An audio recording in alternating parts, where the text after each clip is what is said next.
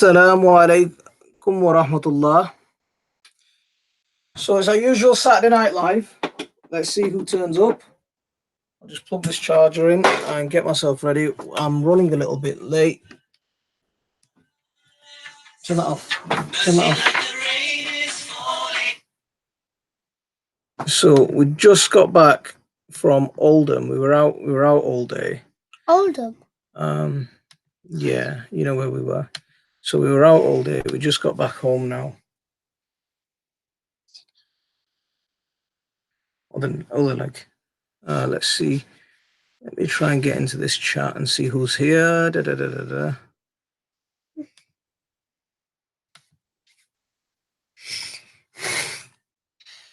Or maybe Tasman's here. We'll see. Let's see. There's two watching. Let's see who's here. Sorry. We'll figure out. Yeah, Mike's Greenhouse is here. How are you doing, Mike? Hope you're well. Dave is here. Chicken Landy is here. How are you guys all doing? We've got 4 people in the house. Drop is here. How are you doing? Thank you very much for popping in. What does Drop do? Drop, what do you do? My son's got a question for you. He drops rain. No, he does not. Sit back. What does Drop do? He'll tell you in a second. Just hang on. Please tell me what you do, Drop. Why did you move that? Do you do a gaming channel? No, he doesn't do a gaming channel. I like gaming. Mike, how are you doing, mate? Hello, Mike. Hi, Mike. Hello. So we've got 4 people watching. Is Kelly here? No. No. Dave is here, Mike's here, Drop is here, and Chicken Landy is here. And Chicken, Drop truth and knowledge and forgotten history, garden, broken. Oh, it's like rain's dropping. So it drops rain. So it drops the truth. Yeah? Okay. Does that sound cool? What do you mean when you drop the truth? Why are the headphones here? How are you all? So, yeah, there's nothing planned for tonight's live. We're just firing away. Tasman's coming. No, she's not. She might come on in a bit. Just hang back. If she catches her phone. We just thought we'd come on. Completely nothing planned. Wait, Dad, I was hoping for someone to take some interest in coming on for an interview this week, but no one got in contact. I'll go for the interview. You're doing the interview. Can I go for the interview? Did you see the Brian, how are you doing, man? Did you see the video I was only on? Oh, I don't know what's been going on. I don't know what's been going on, Brian. I came over to your ends today, so I was hoping to pop over, but I sent a few emails. I'm not sure if they got through. You know, Dean Wood, he tried contacting you on Facebook for me as well. So I don't know, Brian. I really don't know what's happened. I sent I think 3 or 4 emails. Dean Wood tried messaging on Facebook as well. So hello, everybody. Mike, absolutely. One got through but couldn't reply. I don't understand it because hand off my drawing. I don't understand it at all. Sam, how are you doing, mate? Yeah, you can talk. Today I made a video make a raspberry and strawberry ice cream. You never go on Facebook. You made that yesterday. Okay. No, yesterday I made a raspberry and strawberry picking video. Okay. Wait, can I just show them my drawing? Yeah, if you hold it up, they're going to see it. There's a little delay between what you're actually doing and what's coming on the camera, so it's okay. Move your hand. I'm just putting it there. Hold it down so they can see it. There you go. There's your drawing. Okay, well done. So this is my drawing. I made it. So this is my drawing, and I made it at Tasman's house. Okay. It's about the Venomized Fantastic Four. Okay, I think your food's here. Go. The baby screaming. Wait, I want to show them my other picture. Who's the best cook, your mum or your dad? Mama. Oh, Sasa! Mama. See, my daughter's saying her uncle's the best cook. And this is my other drawer. It's the usual Avengers, but besides Falcon, Black Widow, and Hawkeye. Okay, time for you guys to get downstairs. Your food's here. Get downstairs. Go. So you know when see, Angela's saying nice pictures to you. Thank you. Did Angela just come in? Yes. Chicken Landy is saying very cool drawing. Thank you. Look, Angela Chris just came in. What's the best paint to do a coop in? Dave, I just use ordinary fence paint. Dave, I just use ordinary fence paint for it. My voice is just about coming back because on Wednesday I woke up and my voice had just gone. So if I sound a little bit croaky, that's what it is. You sound like a frog. Drop saying cool pics. I already did. Chicken Landy is saying her son draws like that. I already read that. Wait, Dad, okay. Can I ask a question? Yeah. Who is your favorite superhero? You ask that every time now. Go and get your food. Go. Who is actually? You never tell us. Go on, get down. I want to know you guys' favorite superhero. Food's here. Go. Okay. Yeah. Okay, answer the question when I'm done eating. Yeah. Okay. I like to come back up. Come in. Yeah, okay. Now I can relax. See, that gets me every time. So if I sound a bit croaky, that's why. I woke up on Wednesday, and I don't know what happened. My voice had completely gone.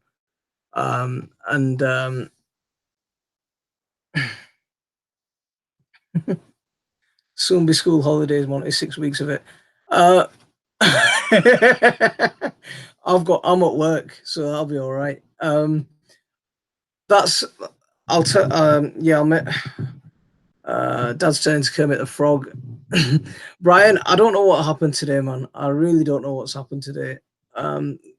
Your email address, I don't know if it's normal, but it came up with something that it's a company that I've never heard of. I don't know if it's like if YouTube's putting that up, so it's a one-time email address or what. But it came up with a weird ending, something beginning with Y. Yeah, because the original plan was go over, pick up Patricia and drive over, but Patricia cancelled. She was double booked, so she couldn't do it. So, but I'd already made plans to meet up with some of my family, and I told the rest of the guys that we're gonna go over. So I was gonna end up over that way anyway. Now, it was put up by YouTube. Okay. So yeah, that's probably why. Because did you see my email address, my real address? It ended with gmail.com.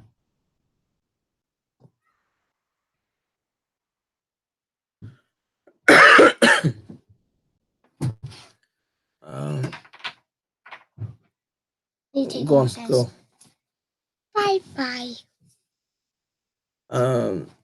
Specialist aromatherapy cold diffuser that makes essential oils and puts them in the air. What can you do with it? That sounds interesting.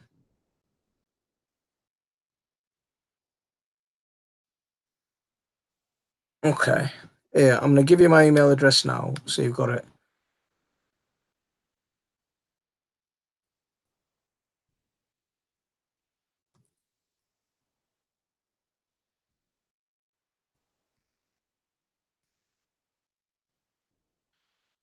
There's my email address.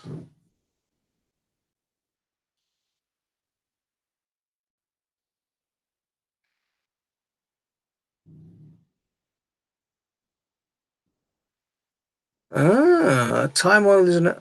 I didn't know that. I didn't know that about time oil. That's very interesting. Very interesting. Sam, you've been picked for your allotment competition. That's fantastic news. I saw your video. I could just hear the excitement in your voice. It was absolutely brilliant, mate. Very happy for you. Very happy for you. Monty's head.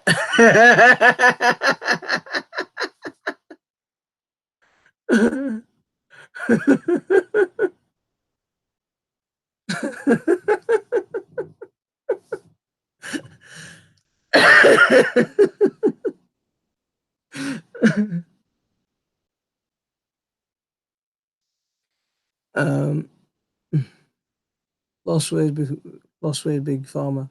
I didn't either, but doing a lot of research and stuff. I knocked my cold quick. Howie, how are you doing? Thanks for popping in. Oh, I'm going now. I sound like I'm going through.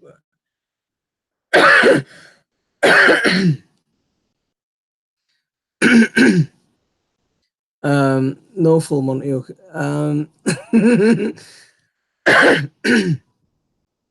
I sound like I'm going through. My voice is breaking all over again. So.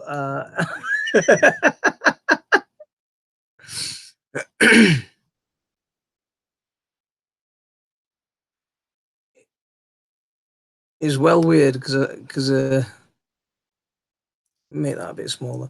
There's a slight delay between YouTube and Hangouts, so I'm watching myself speak, and then I'm speaking, and then I'm watching myself speak about 30 seconds later.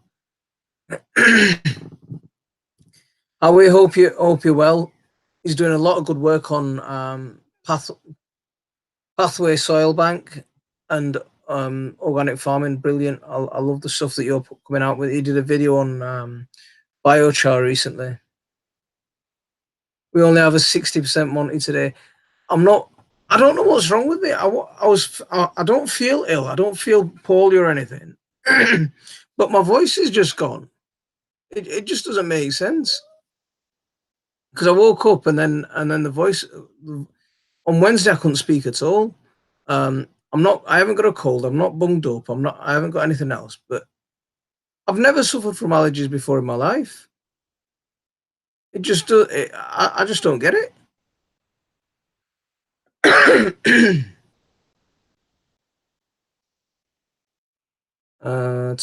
the way, thyme oil is good for colds, whooping cough, asthma, chronic bronchitis, etc. I got a composter.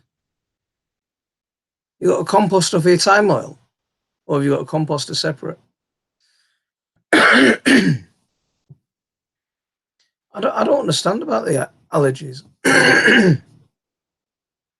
Let me just get a glass of water, guys. I just need a glass of water, guys. Just hang fire a second.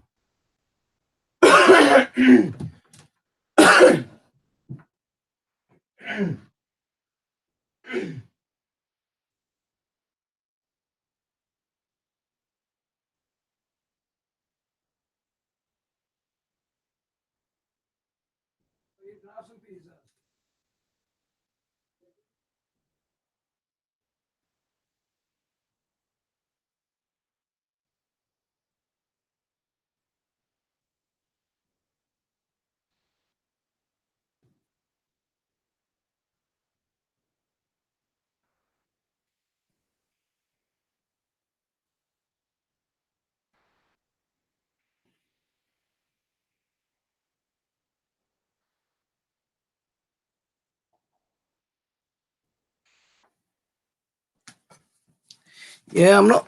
I'm not getting what's going on. Okay, so what did I miss?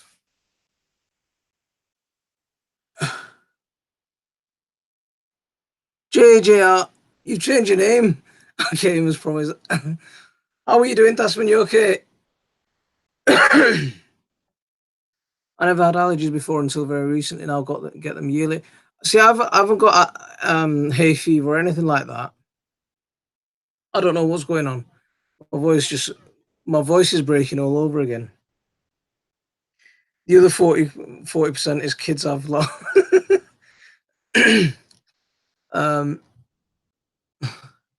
Tasman will be. See, we were over in Oldham today, so I went to visit my niece and my nephew. So my niece is there saying hello. We'll be. Tasman, I want you to come over and stay for a few days. Tasman there? Yeah, Tasman's there. Where? There. Hello, Tasman. Okay. You can get on the other phone. You can talk to her from the other phone. You can log in from the other phone. I took one Okay, of off you go.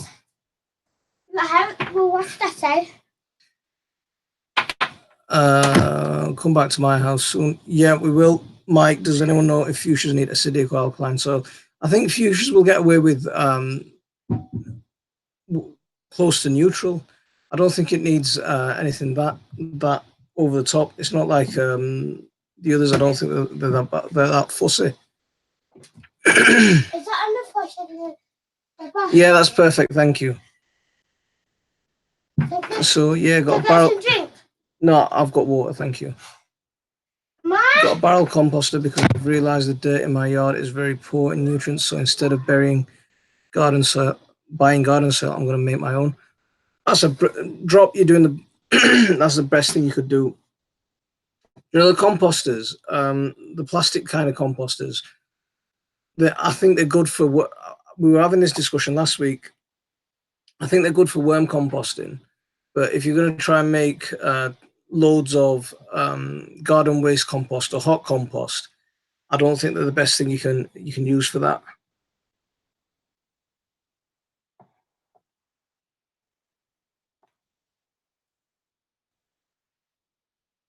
I think with the changing weather, changing climate, allergies happen to more people. Just to guess, it could be. It could be. I just don't get it.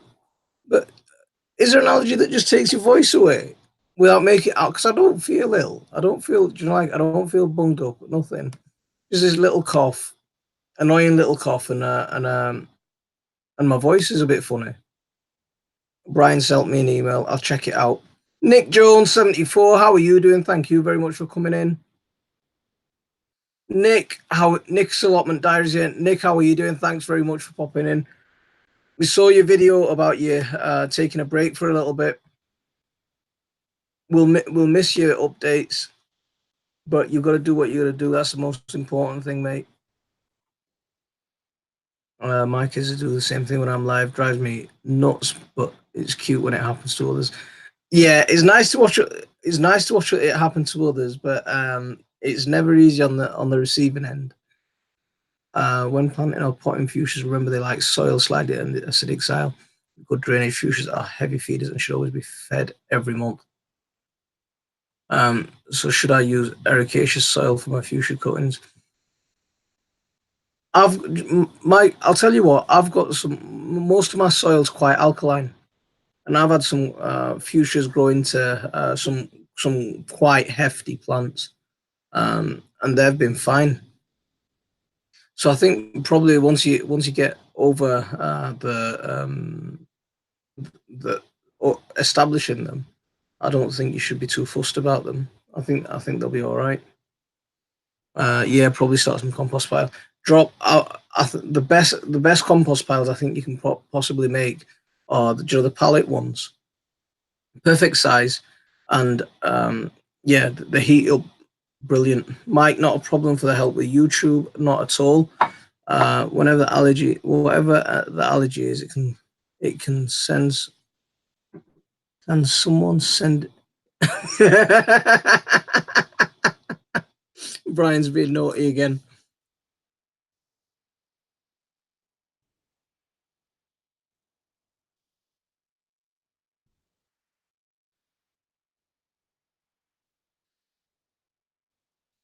So immunity is low due to environmental toxins like vaccines and biotoxins. Will bring forth allergies from your unbalanced biorhythm. Interesting. I need some more explanation on that, Howie. No, Nick.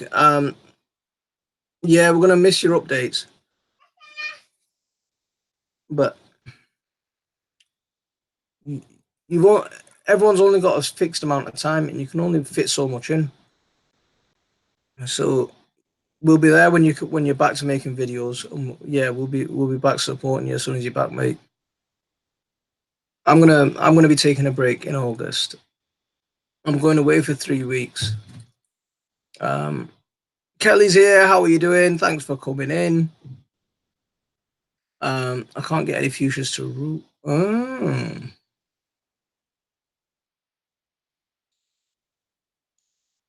Natural raw bee honey in your area is good for allergies.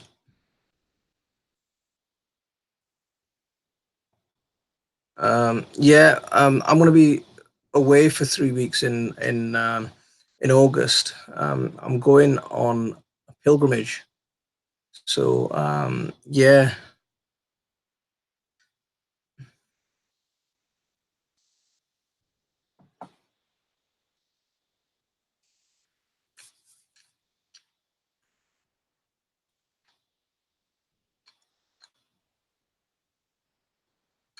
Mm. Sam's allotment diary. Have you ever had one? Ever had one? What? I missed that. I missed that comment. Oh, where we are is here. How are you doing? WH3 R3 W3 AR3 is here. How are you keeping?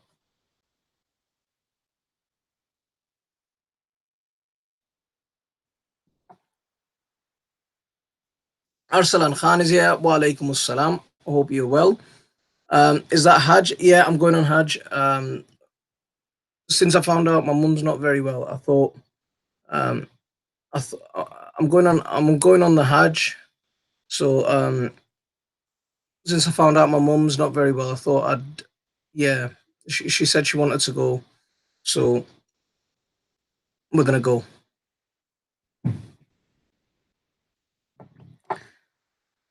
Rob, Essayons Family Gardens here. How are you doing? Thank you very much for coming in. Thanks, Rob. Um,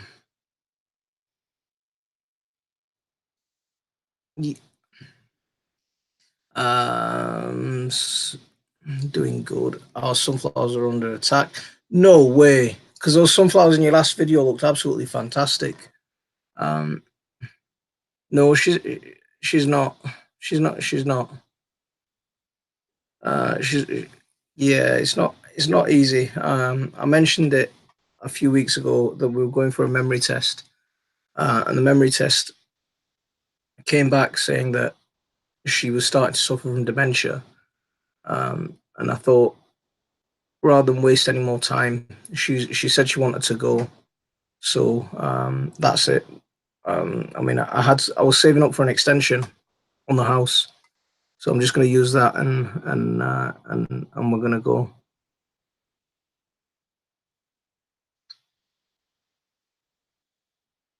Madam President. Who's Madam President? That's a nice name.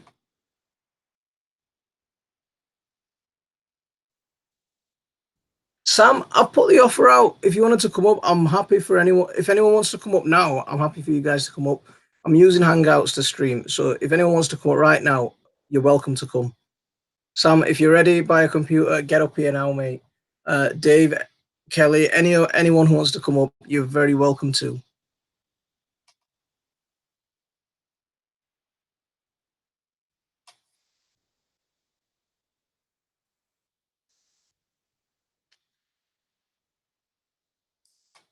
Drop. Yeah, my mum is 87 and she's showing signs of dementia. See, my mum's 72 and she's starting to show signs. So it's sad. It's very sad seeing it. And I took her to Hajj in 2010, and ever since then, she said she wanted to go. She wanted to go, and I thought rather than wait till she gets till her health deteriorates, let's go now while she's fit and healthy, and let's get out there and go. Yeah, it is. It is. I'm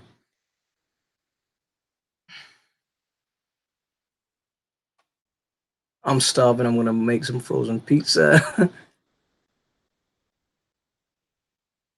See a doctor and you get a pill. This is to give you the right vibration to your biorhythm. Your cells vibrate, and if they are not, then you're ill, and the doctor gives you a pill to get good vibration.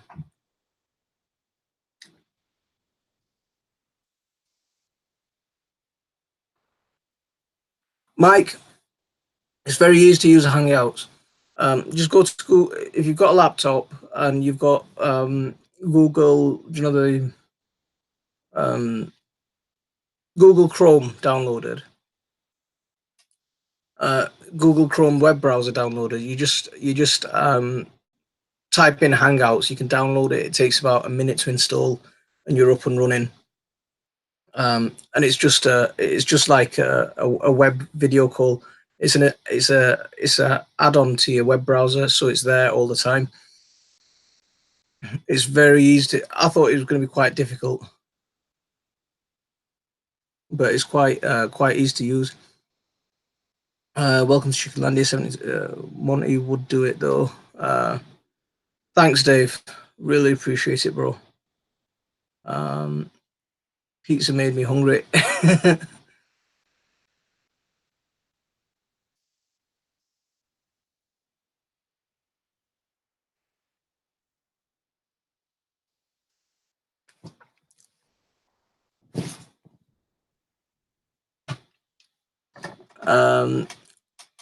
Thanks, Nick. Yeah, thanks, Nick. I appreciate that, mate. Because Tasman's back. Tasman, you're back and I'm eating pizza.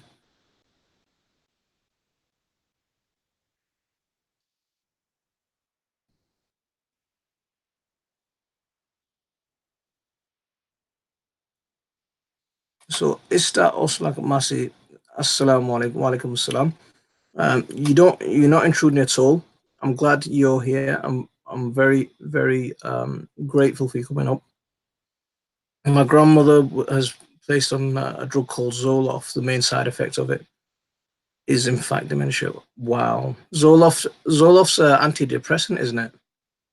Psychiatric drugs are full of negative side effects.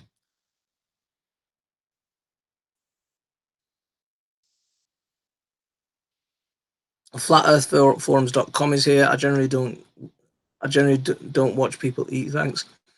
Yeah, I've been out all day, so I'm just grabbing a quick bite while I don't generally eat on the chat, but I'm hungry, so I'm gonna eat. It's up to you if you want to stick around or not.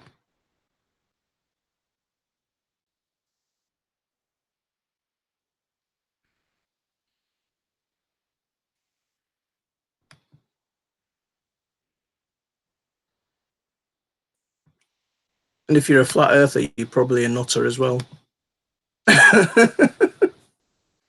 Yeah. So yeah, if you are a flat earther, you're probably a nutter as well. So you're very welcome to disappear.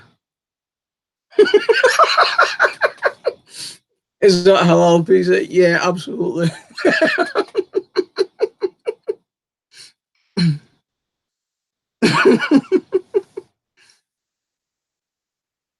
Food forest permaculture, sitting by the ocean, waterfalls, rivers, lakes will give you ample negative ions. For good vibration to your biorhythm, go to your Hodge. Going onto your Hodge will give you good vibration. What's a Hodge? What's a Hodge?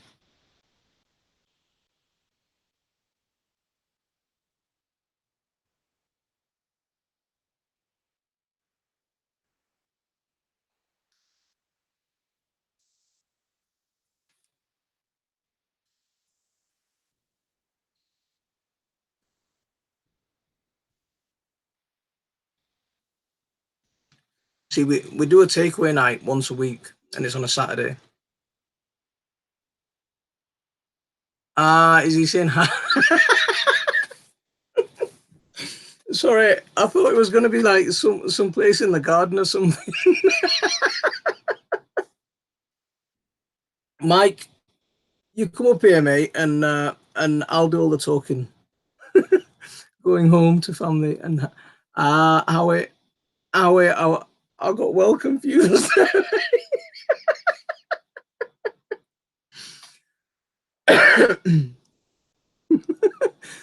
See, Chickenlandia is more on the wavelength that I'm on. But sorry, Howie, I'm not taking the mickey or anything. I'm just it's more out of me more than anything else. Mike, did you see my email address earlier that I put up on screen? If you want to drop me an email, I'll reply back to you with the link. My daughter does a takeaway night every night. She raids the fridge.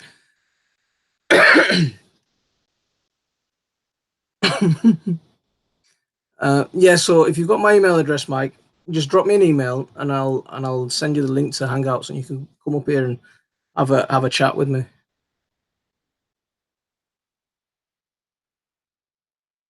Do you know what? I got another jackfruit today.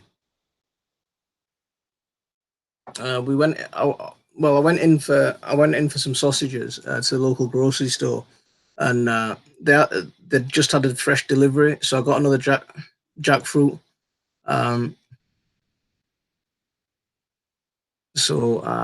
Yeah, really, I love jackfruit.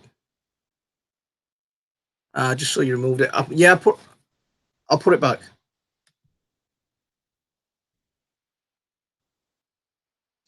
I'll tell you what. I'll send it you on Facebook. Let me see how we get this Hangout thing. Add someone. Copy the link. So I've got you on Facebook messages anyway. So I'll quickly go there. It'll be the easiest thing to do.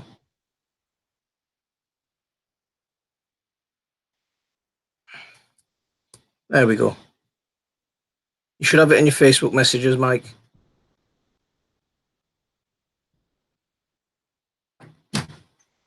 And who's back? Who's here now? Who's here now? Calm down.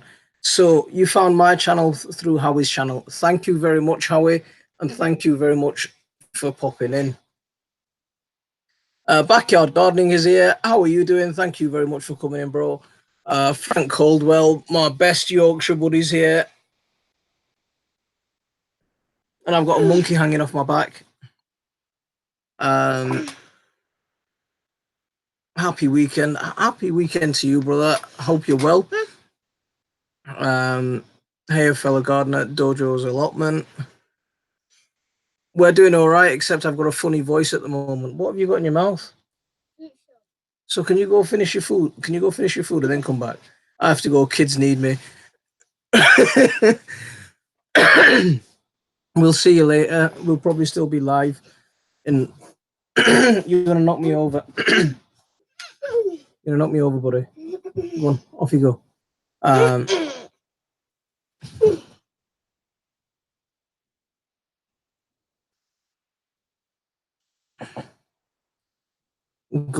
I think that's supposed to be great. Janice So Loved is here. How are you doing? Thank you very much for coming in. Really appreciate it. We've got 18 people. We've got 12 likes. If anyone hasn't hit that like for me, if you wouldn't mind hitting that like, I would very much like it. Just getting the link now. Nice one. Okay, stop. Babe. Swallow what's in your mouth and talk properly. Because you're not allowed to talk with your mouth full. I really enjoy your videos, especially when you get the kids involved. Rainy, they've just been on the live taking over, causing a bit of havoc. They always cause a bit of havoc here. We are hot and sweltering here in South Louisiana. I wish we were hot and sweltering here. The whole of June, I think it's been the coldest and wettest June. It's been definitely the coldest June that I can remember for a long time. But I think it's been the wettest June since at least 2011. So it's a funny time at the moment. Really funny time. Hello. Okay. So you can join the live stream from the other phone downstairs. Okay, off you go. Mike, how are you doing? Good, thanks. You? Thanks very much for coming up here. All right. Mike, I just know what Mike looks like. Right, guys. Mike, what's your favorite superhero? Spider-Man. Spider-Man. Is it Spider-Man? Yeah, he said Spider-Man. Yeah. That's my favorite superhero too. Okay, look. Down. Go. Those still is French fries. Okay, off you go. Okay. Just 1 second, I'll be back.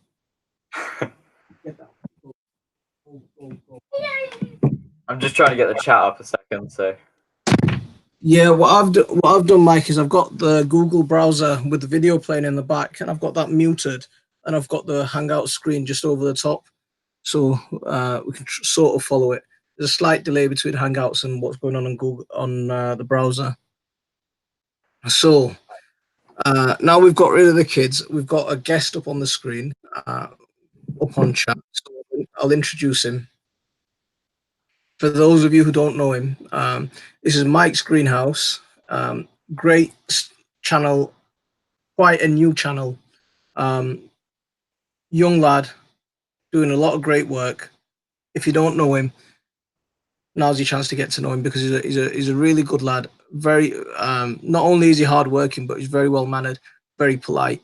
Very impressed with the way with his character. Thank you. Hello, everybody. So, Mike, what have you been doing recently with your garden and your famous greenhouse? So lately I've been putting up some Sweet Williams. I'd sown about 200 a few months ago, and they've just gotten to a decent size. So I've been putting them into 9-cell trays in the hopes that I'll be able to eventually sell them. You actually sell your plants? You don't just grow them for fun. So you is it your own little business? Are you involved with your family business, or have you branched out on your own? I've basically just gone out on my own. I do grow stuff for myself as well, but to be honest, I just enjoy the process of growing the plants.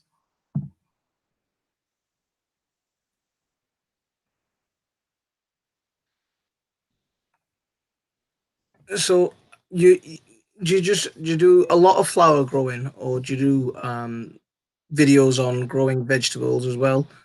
I know you do some videos on chicken keeping. So do you want to tell us about what type of stuff that you do on your channel? Yeah, so I've got obviously a lot of chicken videos. I've got 5 light Sussex bantams, 3 black pekins, and 2 silkies.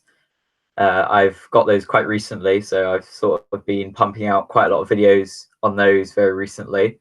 However, just before that, I was doing quite a few cutting guides, which is a new thing that I've been branching out on. But I mainly just do garden updates and garden tours on the channel. A lot of people like garden tours and garden updates. That's very good. I can see quite a few comments coming in saying that Brian's forgot to sow his Sweet Williams, and Sam saying Sweet Williams are his favorite.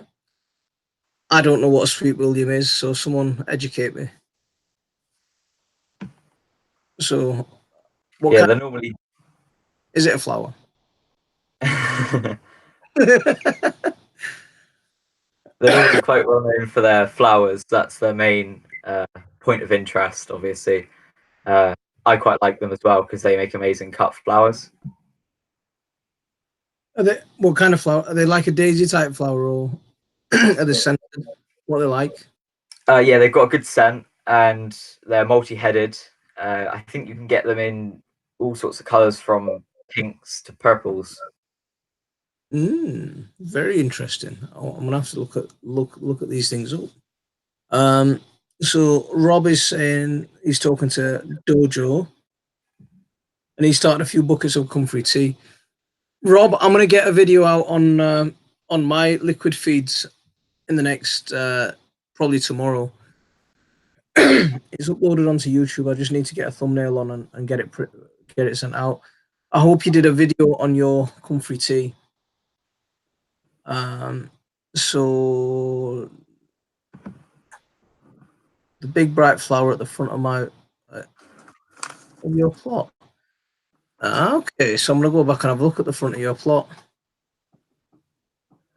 Yeah, I've got the packet of seed here, just so you can sort of get an idea. Are they like pansies? Sort of, but they've got really long flower heads. See, my flower knowledge is very limited. I'll be honest with you. My wife's grown a load of flowers. I don't know what they're called. I know what a rose, I know what a dahlia is. I know a few other things, but I don't. I know what a sunflower is. So yeah, I know the basics. So drop. I don't grow anything on anything I can't eat unless it's to help with pollination of my other plants. Interesting you say that.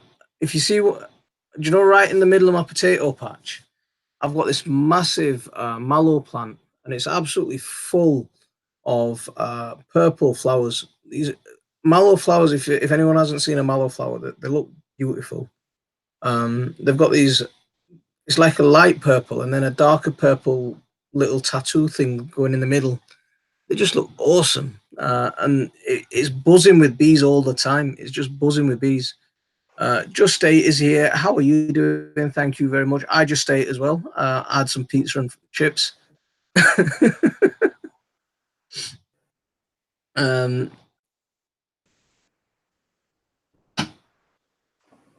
So Frank's put some comfrey tea in yesterday. Never done it before. See, I make, you know, the same thing with comfrey tea. Instead of, because I haven't got a place to dedicate to grow comfrey. So instead of that, what I do is I just use dock leaves, and I use dandelions, and near the hedge some odd nettles grow, so I stick that in as well. I mean, nettles are high nitrogen. Dock leaves are very similar to comfrey in terms of they pull up a lot of trace elements. But I mean, I would like comfrey if I just had a section that I could just stick it in. Do you ever make any liquid fertilizers, Mike? No, it's not something I've delved into yet. Obviously, I use Growmore and stuff like that, but actually homemade stuff, I've not gotten into that at all yet. Rainy, are you asking myself or are you asking Mike if we're interested in permaculture? I consider my garden a permaculture garden.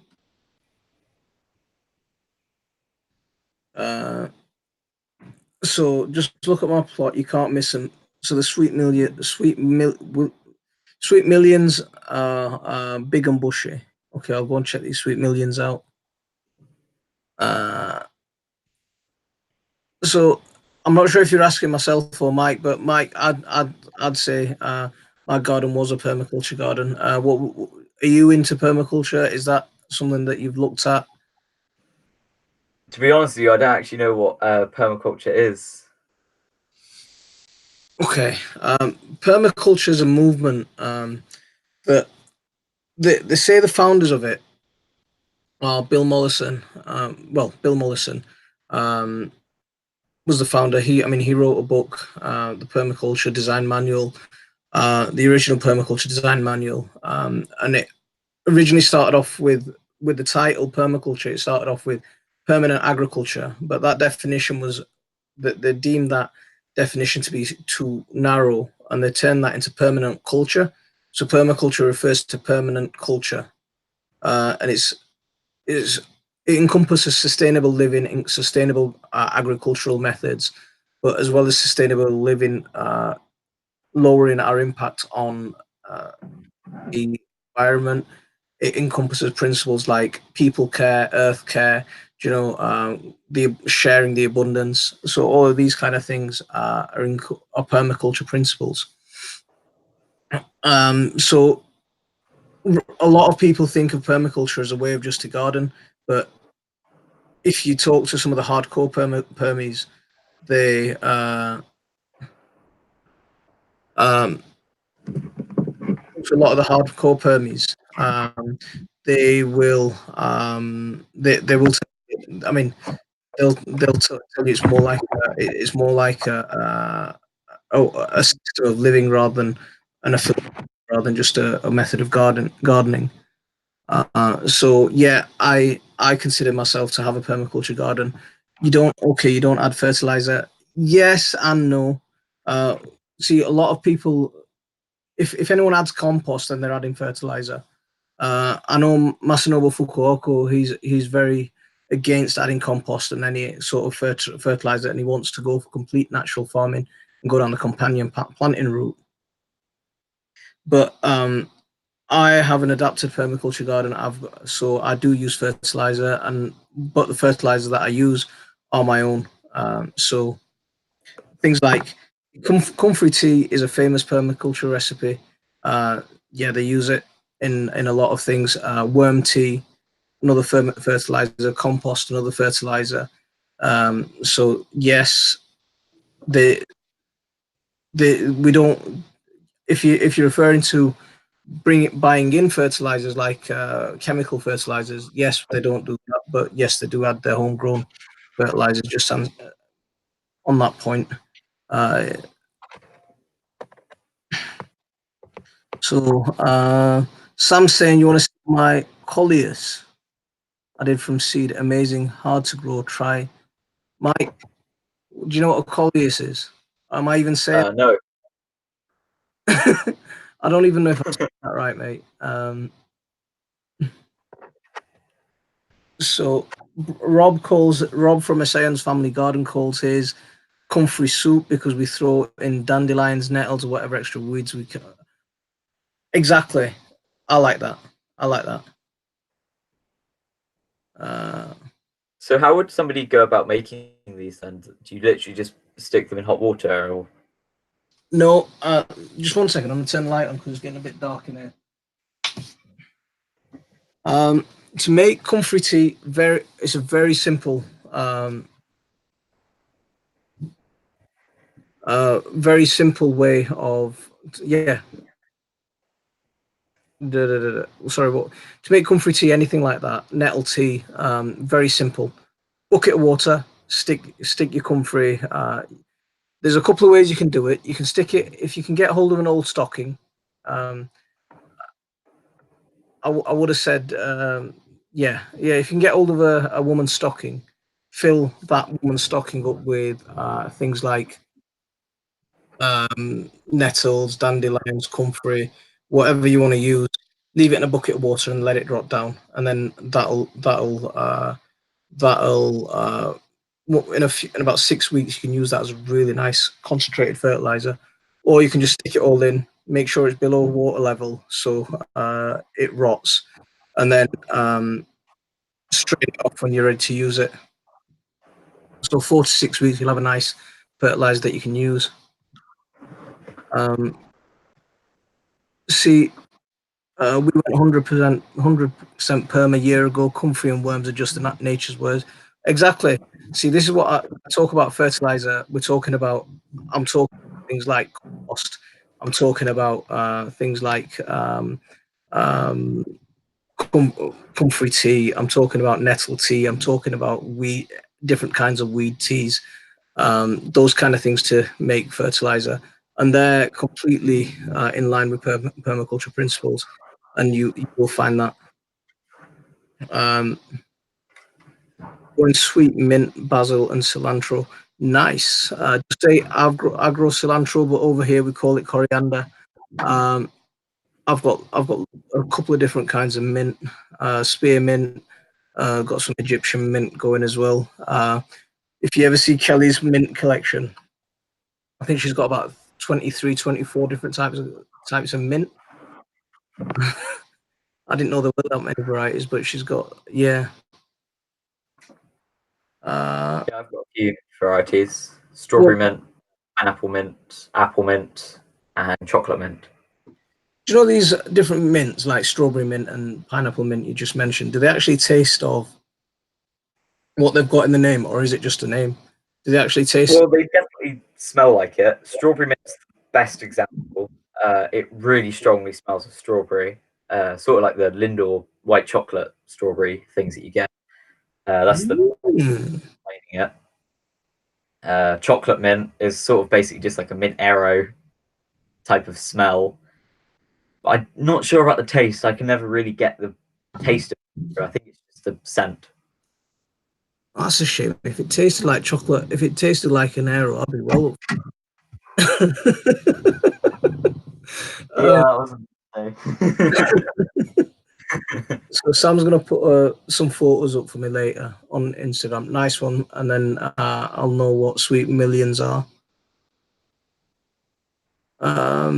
So I know there's a stigma. Look up YouTube urine fertilizer, and you will find a lot of people using urine. A lot of people. I think there's quite a few people here that are quite happy using urine, especially to get compost started.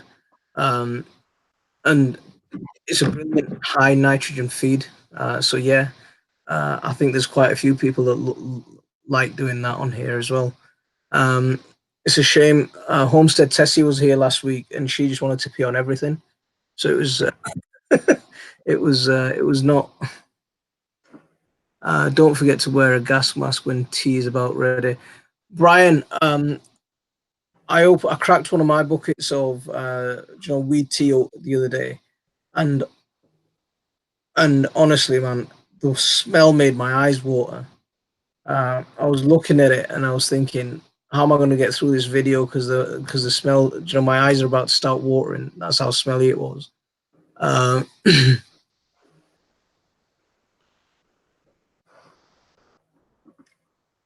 So, Mike, just as a warning, if you are gonna go for any of these weed teas, it can make your eyes water, mate.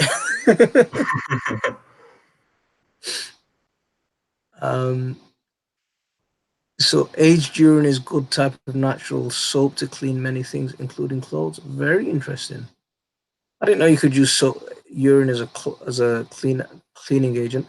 Rachel Jane's allotments here. I think I saw you come in earlier, but I don't think I said hello to you. I'm very sorry. Thank you very much for coming in. And I'm very sorry about not saying hello to you earlier. I did see your name, so I won't pretend that I didn't. So Brian just pees into a watering can, and he's got a nitrogen-rich water.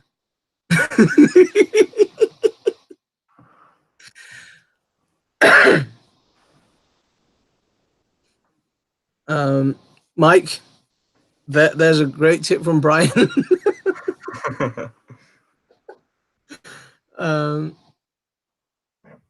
So Sam's eating a mint arrow while you're talking about it.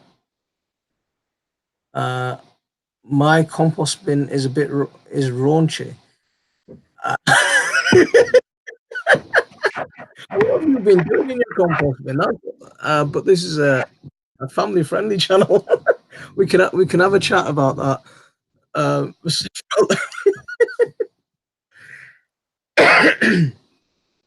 don't know what's wrong with me. If it carries on into next week, I might have to end up going and seeing a doctor. So going back to the permaculture, you asked if it's something I do. I suppose it is something I do because I do grow a lot of excess vegetables and fruit, and then tend to give it away to other people, and fill up freezers with it. So I suppose I do really. So this is one of those principles that they encourage in permaculture is sharing the surplus. So it's nice to hear that, because I don't know, I might sound a bit like an old fogey here, but kids these days. Yeah, it's nice to hear that, mate.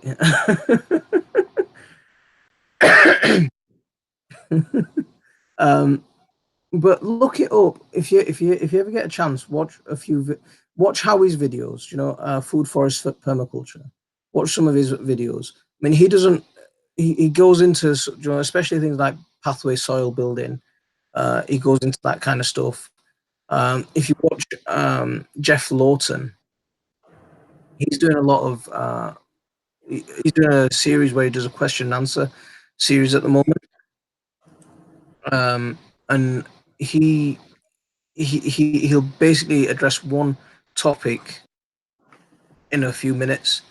But the thing with permaculture, a lot of people just mistake it and think it's restricted to gardening and that's all it's supposed to be about.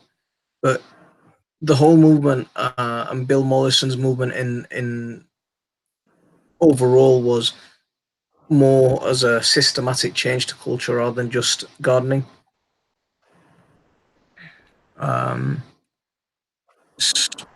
So have a look at, if you get a chance, check out Jeff Lawton on YouTube. He's very, very, very knowledgeable on this subject. I mean, he was. Yeah, we'll do. I mean, he was Bill Mollison's protege, so to speak. So let's catch up on some of these comments. Do you want to respond to some of the comments, Mike? Yeah, sure. Did we miss it? What have we missed? Yeah, I've been so focused on the conversation, completely forgot about the comments. So if I scroll back a bit, I'm not going to scroll back too far because I always end up getting lost. Frank, he tasted some strawberry mint at his local and he liked it. It was awesome. Yeah, because I bought some strawberry mint, but I never tried it. I just assumed it was the smell, so I'll probably go tomorrow and try that.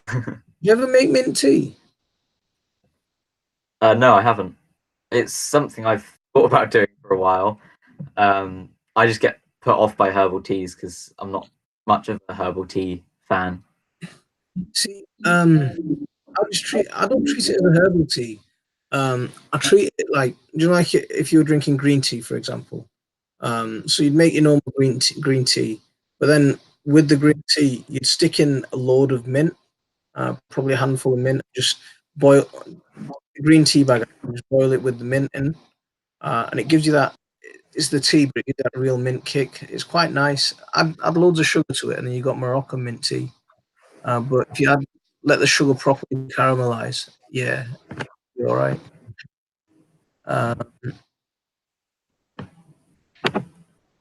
I'll be right back. Okay. Not a problem. So, did you say you're going to be right back? Yeah. Okay, that's fine.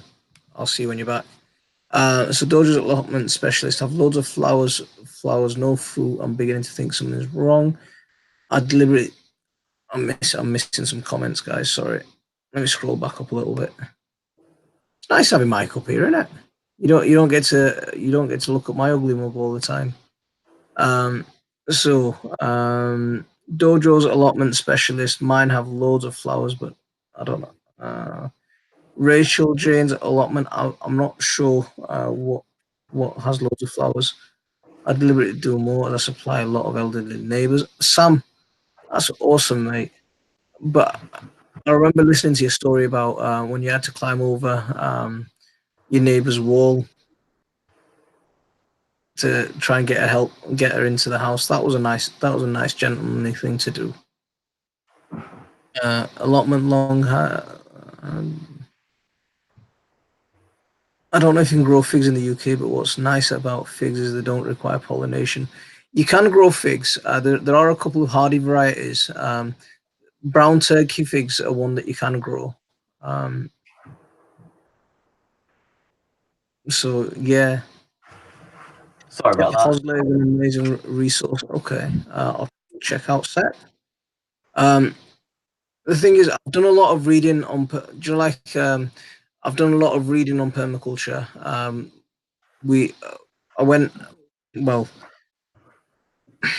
Yeah, I'm not going to talk about the permaculture design course. There's a few things with the permaculture movement at the moment that I'm not happy about, so I don't want to start whinging about PDC courses at the moment. Because a lot of things that they do in permaculture, for small scale individual people like on a small garden, talking about swales and talking about things like that, digging swales on contour, it just means absolutely nothing. Like, swales, thinking that's the thing that you do in permaculture. And I built a herb spiral because I thought that's what you do in a permaculture garden. And I knocked my herb spiral down because it was absolutely useless to me. Other things like putting your your garden area closest to your house just doesn't work for me. Because I have small kids that play in my garden. I want to be able to keep an eye on them from my window. So my grassy area is it is for my kids to play on, and that's the closest thing to my house. My garden was the furthest thing away. So I think when some of these guys talk about these things, applying some common sense is important to it. Which some of the hardcore permies just won't let you get away with. So there's a few issues that I've got in the movement, right? And other things like there's a lot of cultural appropriation that goes on with it. Like food forests. These are things that have been going on for centuries and centuries, but now it's all of a sudden a permaculture thing. I better get off my soapbox before I get off my soapbox before I start. Yeah. Sam, I went to ask an elderly neighbour if they wanted some stuff just to find that he had an allotment. Then he showed me some spuds he just brought home. Needless to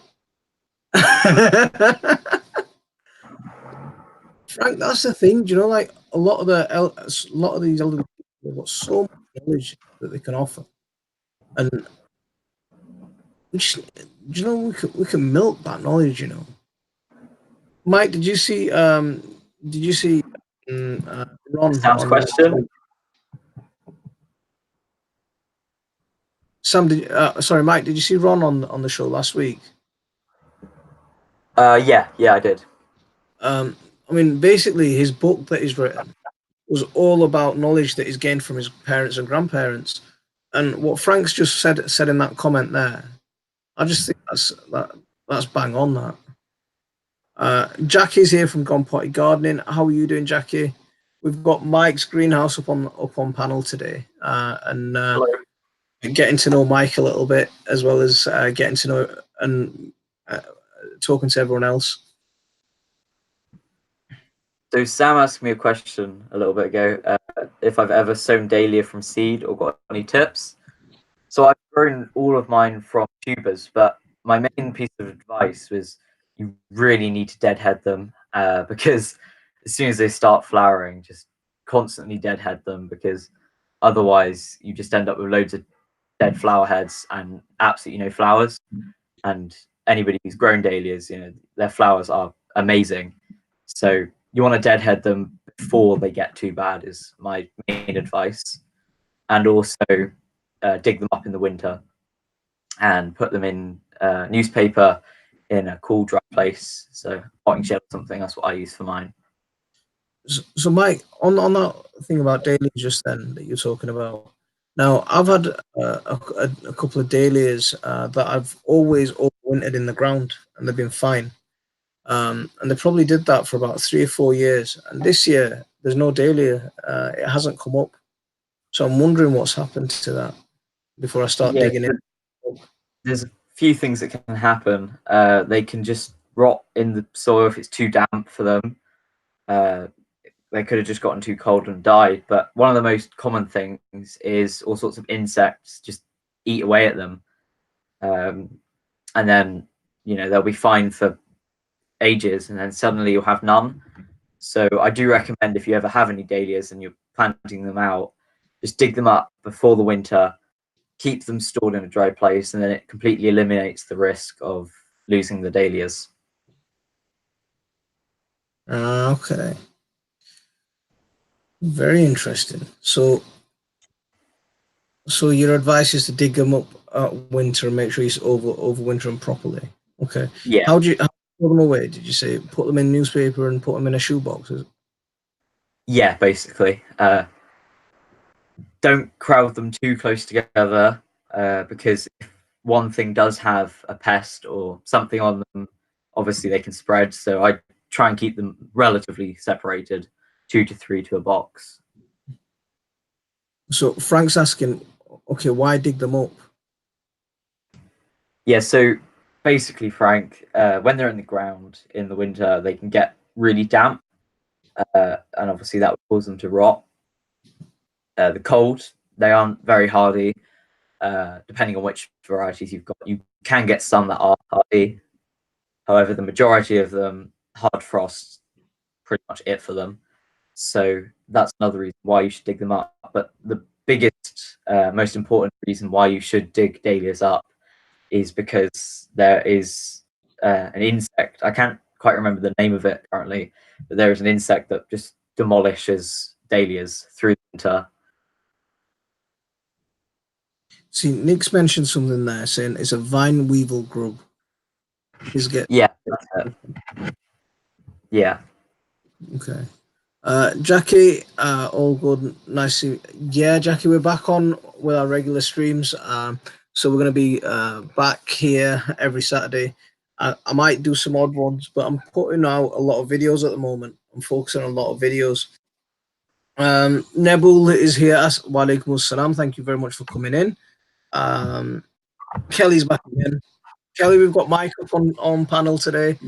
So if anyone doesn't know Mike, I'll drop, if someone could drop a link to Mike's channel. Thank you. Oh, that'd be good for me.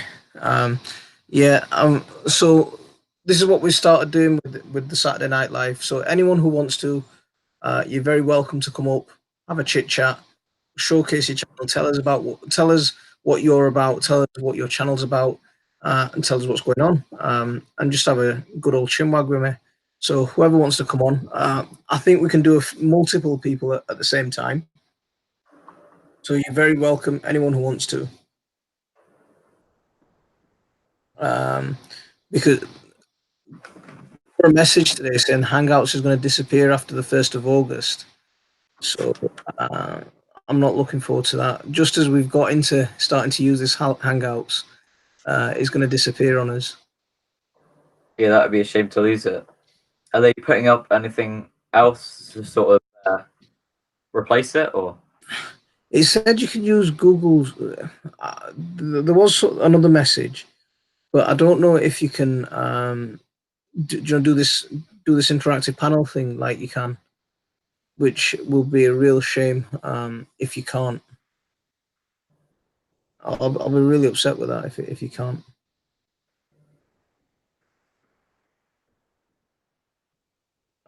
Sam's asking, what are people going to use now once slug pellets stop being sold? That is if you're a slug pellet user. Apparently, they were supposed to have stopped being sold on the 30th of June. Does June have 31 or 30 days? I can't remember. But the last day of June, apparently they were supposed to have stopped being sold. And they're completely banned from being in use by March next year, I think. So what are you guys going to use? What would you use, Mike? What would you advise for slugs? Well, I've been trying this new thing out lately. It's called slug gel. It basically just stops any slugs from passing the barrier. I don't know whether that would be removed as well, in which case I'd probably just go to crushed eggshells. Obviously now I've got chickens, I'll hopefully have plenty of eggs, so that's a good natural one, just crushed eggshells. Natural like crushed eggs. I've never found crushed eggshells to be very effective. I've gone for nematodes this year. Yeah, I've gone for nematodes this year because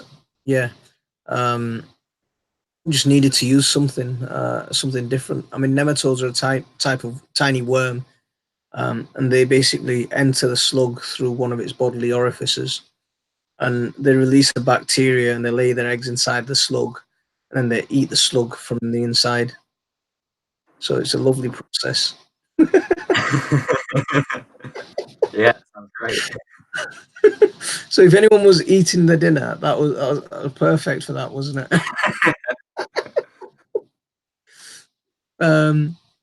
So Rachel Jane's allotment said she had a random thought the other day. Maybe one of the reasons for allium leaf miner is people using garlic spray for aphids. I've never used garlic spray, and I've never had allium leaf miner. So going back to slug pellets, does anybody know whether, so if, for example, a shop were to still have slug pellets in stock, would they still be able to sell it to you? Is it just the companies that can't sell it? Shops aren't allowed to sell it anymore. Okay. So yeah, shops aren't allowed to sell slug pellets since the end of end of June.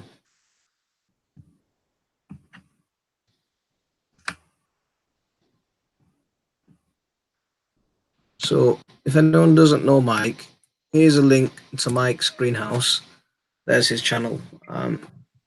He's a young lad. As you can see, he's quite knowledgeable in gardening. He's an entrepreneur. Yeah. Thank you. So Kelly uses diatomaceous earth. Seems to help until it rains. Interesting.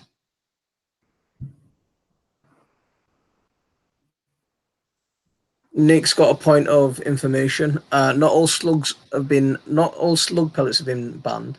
Just the ones containing methyl. I can't say it, man. Methaldehyde. Methaldehyde. Yeah. So whatever Nick wrote, something. The one that contains that one's the one that's not allowed anymore. But there's ones that contain iron which are still allowed, and there's some other ones, that are made out of sheep's wool that are still allowed as well. Dave says slug gel isn't getting banned because it's natural, children and pet friendly product and completely harmless to wildlife such as hedgehogs and birds. All right, thanks. Cayenne pepper and ground cinnamon is supposed to keep pests away. Erwin, I use cayenne pepper. Not cayenne pepper. I use chili powder for aphids. That's one that I do use. But the only problem with that is sometimes it blocks up the spray bottle, and you can't always filter it out before you get it in.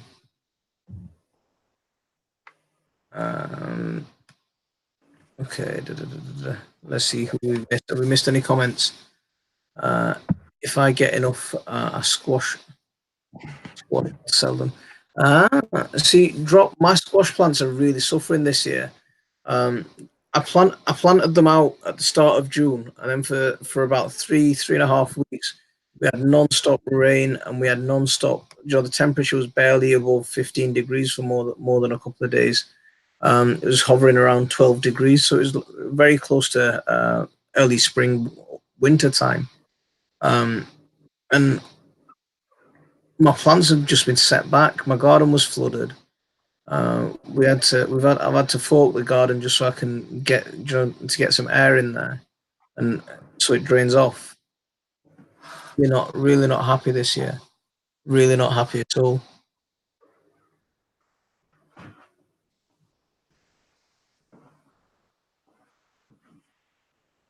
Ray's homegrown veggies here. Hi, what have you all missed? Mike, Ray's here. He's asking what's Hi, Ray.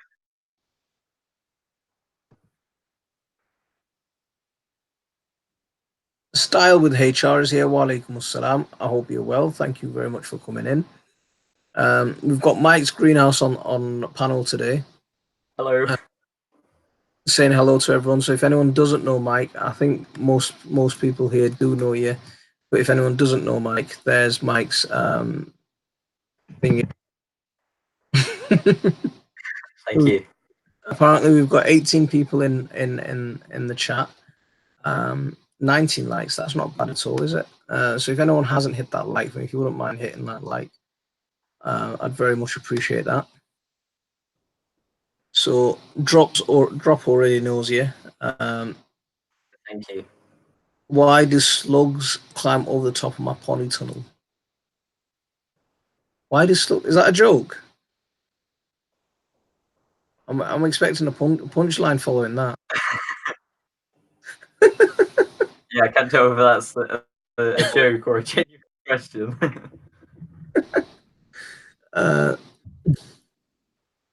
Because they can't get in. I was waiting for something like to get to the other side.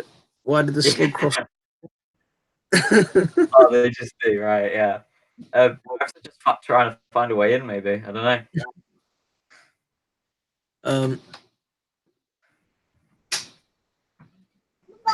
Come on.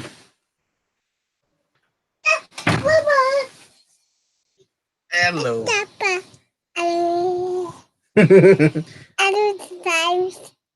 So we've got a new presenter right now. Okay.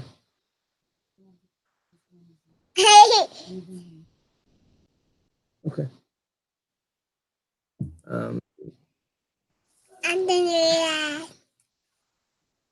Yeah. Okay. So yeah.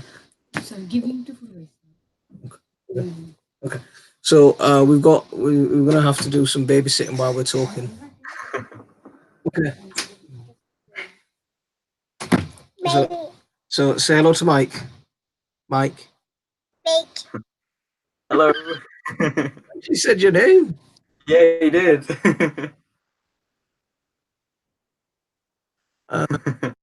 So let's see. Everyone else is joining in with the comments about the slugs on Ray's greenhouse because they probably enjoy the view. The veg are on the other side. Kelly's new site has very few. I don't know why you're getting. Yeah. So Kelly's new site has very few slugs. None of my young plants have been touched yet. My old site has an epidemic of them. My courgettes have been decimated. Yeah, my courgettes and marrows. I haven't got any courgettes and marrows this year because the slugs just finished them off. My pumpkins and squash are suffering because of the cold. So my gourds died, and so I put in my backups. I got a bit of a question about the gourds. So do they need to climb up stuff, or do they just The best gourds to climb. They love to climb. Okay. If you compare the tendrils on a gourd plant to tendrils on something like, okay, we'll see when you're back, to something like tendrils on a pumpkin or a cucumber, the grip of on a gourd plant, they're much stronger. So yeah, they're very good at climbing. So if you've got something like an arch or something like that, any sort, yeah, get it up, get it climbing. Yeah, so I've not really got anything like that. I was just wondering, would it be possible to sort of stick them in a big, like a type thing with just some bamboo and then some wire netting? Would that work? Stick them in a big. I missed that comment.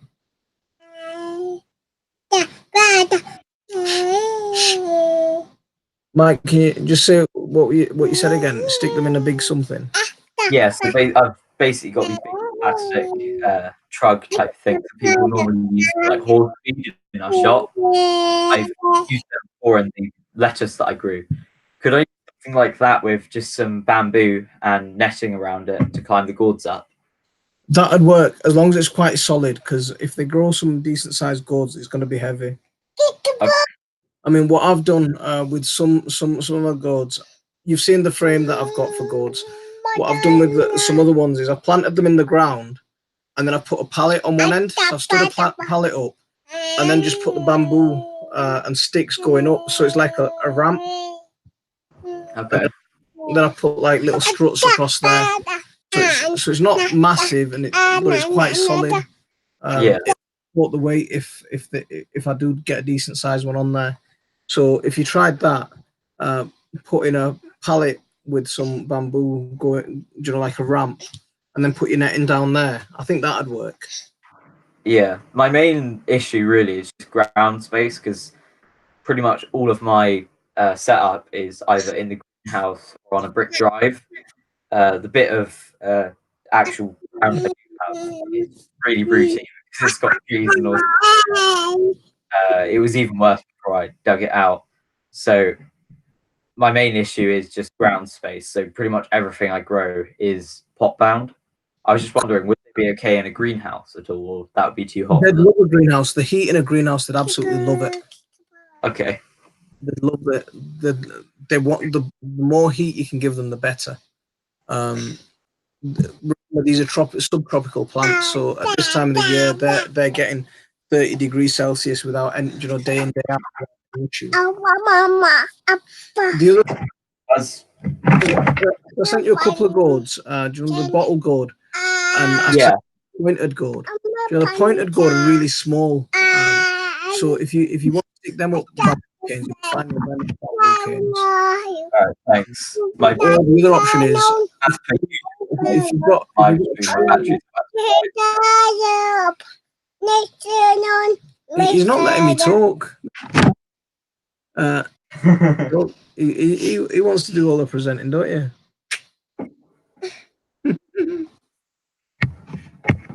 Right, there we go. It happens every time I'm on a live stream. The battery nearly died. Zacky's want to take over the show today. Yeah, what I was saying is you could send them up a tree. You know, if there's a tree close by that doesn't fruit or anything like that, you could send them a tree. I'll give that a go. And do you like with a pumpkin? With a pumpkin, you'd mainly grow one long vine. You don't want to grow one long vine because if you nip out the end of the growing vine, what it'll do is send out side shoots, and they're the ones that contain most of the female flowers. So if you nip them out a couple of times, you want to encourage it to send out more and more side vines. I didn't know that. Thank you. They're the ones that grow the female fruit. So Drop gave his slugs a bowl of beer, and the slugs loved it. Oh, you got spit all over me, man.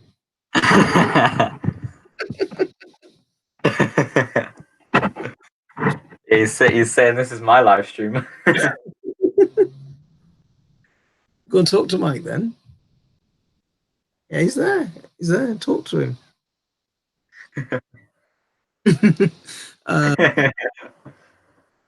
Kelly's got dozens of slug traps, and it doesn't help. Yeah, I'm having a nightmare with slugs this year. I think that wet June has just given them that perfect environment. You know, that perfect start. Do you have room to keep chickens? I don't have chickens, but my sister does, and she says that chickens eat all the pests and the slugs. See here, what I found is the chickens will eat the small slugs, but the big fat ones they won't touch them. Because I'll give the chickens the odd little slug if I find them, or the slug that's attached to a strawberry or something like that. But if I give them a big fat slug, they'll just look at it and they'll just look at it. They won't even peck it. But if they find a big fat frog, they'll be all over that without any issue. Issue without any issue.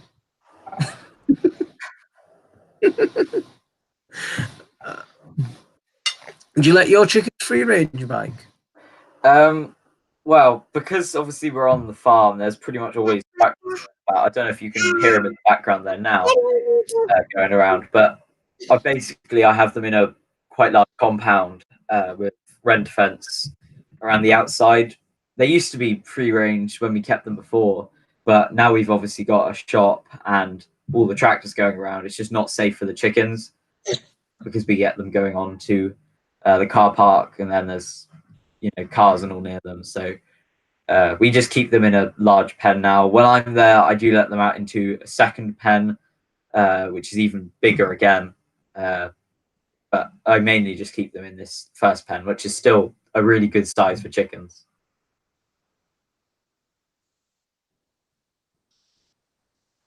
Yeah, I've seen your setup. It's I like it quite a lot. I need to rebuild my chicken coop this year. We need to do something with that.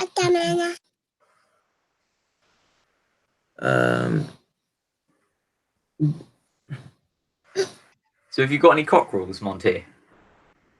I'm not. I'll answer that in a second. I think we've got a few interesting comments in the chat.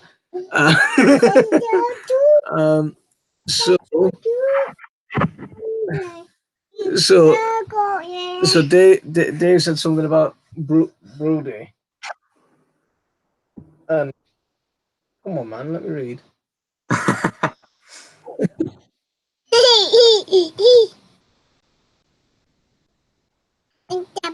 Just because a woman thinks a baby's cute doesn't mean she's getting broody. I want another. I'll tell you now. I want another baby. I want another one.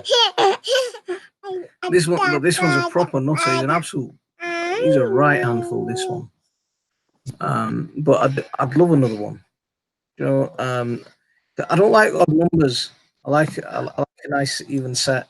We've got 3. I won't mind a nice even set. You know.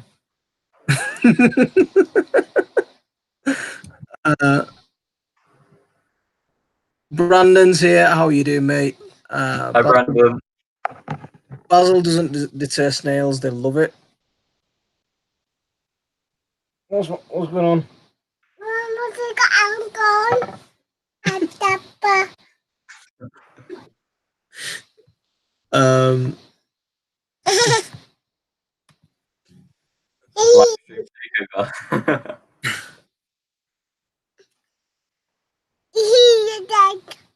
Basil doesn't deter snail. It's just the first one to get 8. How's your new site? How's your new site going? Getting there, Ray. I've had no car all week. I've walked 30 miles. I've walked 30 miles in total, which is a lot for me. I'm so. I can't read when you're doing that. You must look right into my eyes. Okay, but I need to read, mate. So I've walked 30 miles in total, which is a lot for me. So I'm knackered to do any proper work. How comes you've got no car? I did a car. He's just like you. He's a giggler. Sam's calling you a giggler. Sorry, Papa. G. Of course. And that makes perfect sense as well. Well done.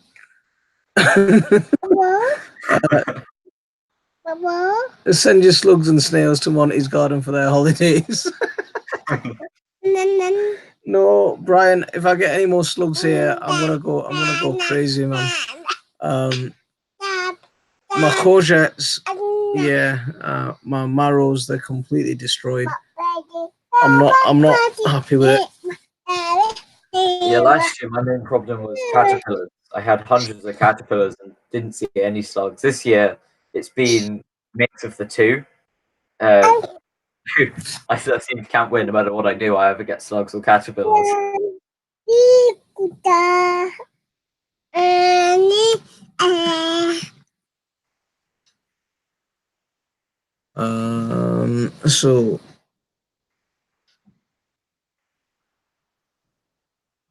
So really, Nick. Okay, some jammy dodgers are going into the tub.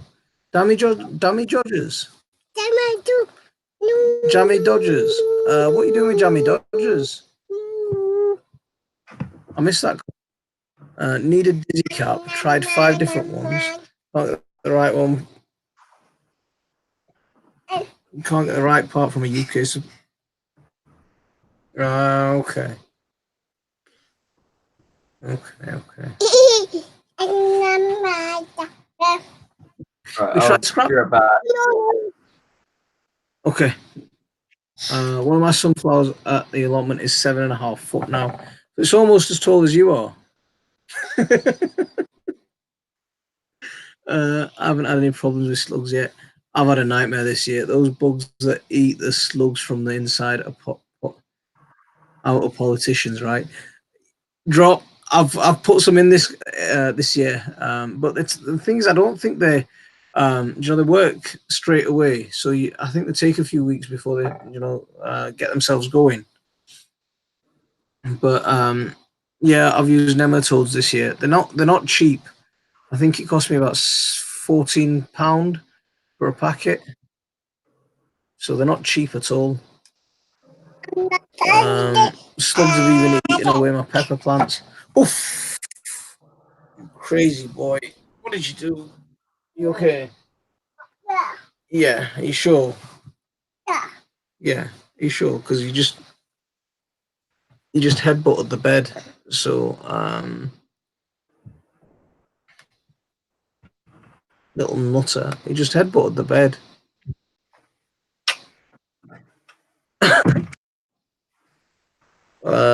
Okay, just relax. Don't go to sleep yet, because I might be concussion.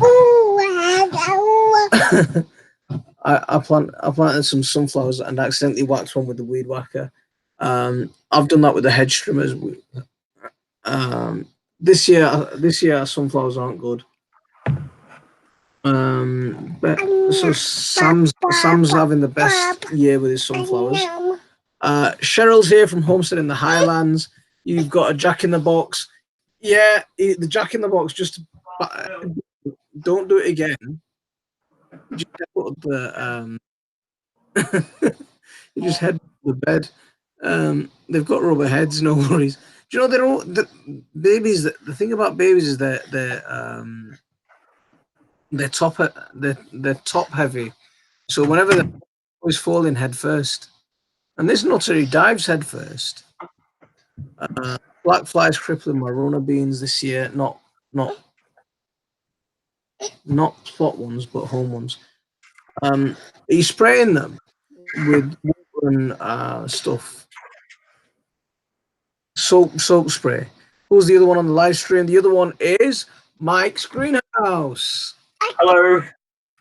So, Mike, I don't know if you know Cheryl from Homestead in the Highlands, but yeah. So she was asking who you are. Mike's Greenhouse. That's his channel link. If anyone doesn't know him, Thank you. don't. That's stopping the. That's holding the computer up, man. Just relax. I've also got my special guest.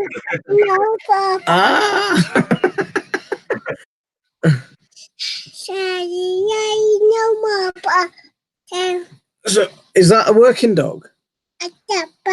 Sort of. The main work she does is helping me put away the chickens at night, and obviously guard dog, but no, not a proper farm working dog, purely because we just don't need them. They basically just live in the house, and Bilbo's the soppier one. However, he belongs to my mum more than anybody, so he pretty much just is a lap dog, even though he's a big collie. So tends to come up with it. So Kelly's off. Kelly, we'll see you later. Have a great evening. Bye, Kelly. If we're still here when you're back, we'll see you then.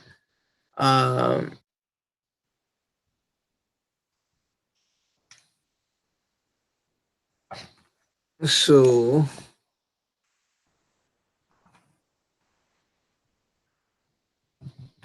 Cheryl likes your dog. So Sam's gonna dig his pond tomorrow, or he's gonna make a start. She's called Poppy. Mike, she's normally quite loud and barks a lot, so she's been good tonight. For about 10 minutes. Pardon? Can you take over for about 10 minutes? Yeah, sure. Okay. So you keep everyone entertained for about 10 minutes, and I'll be back. Okay. Well, let's go and do something with you. Okay. Say bye to everyone. Bye.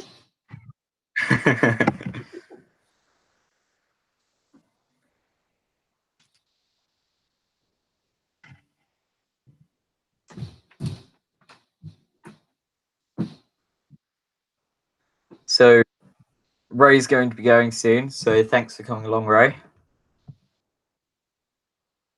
Got a few hours in Surrey plot tomorrow. Nice.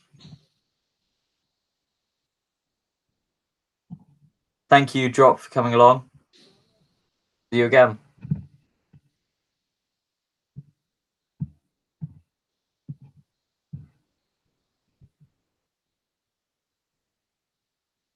What have I missed?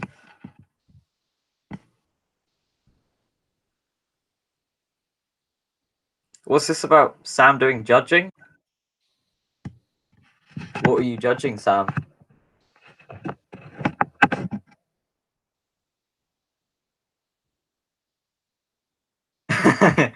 Yeah, so Brian's saying the baby's changing Monty's nappy, yeah.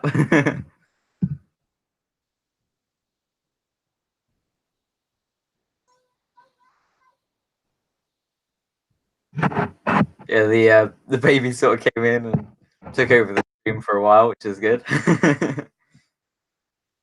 Well, thank you for coming along, Homestead in the Highlands. Really appreciate it. Obviously, if you come back, then hopefully we'll still be here. But if not, then hope to see you again soon. Yeah, bye. Thank you.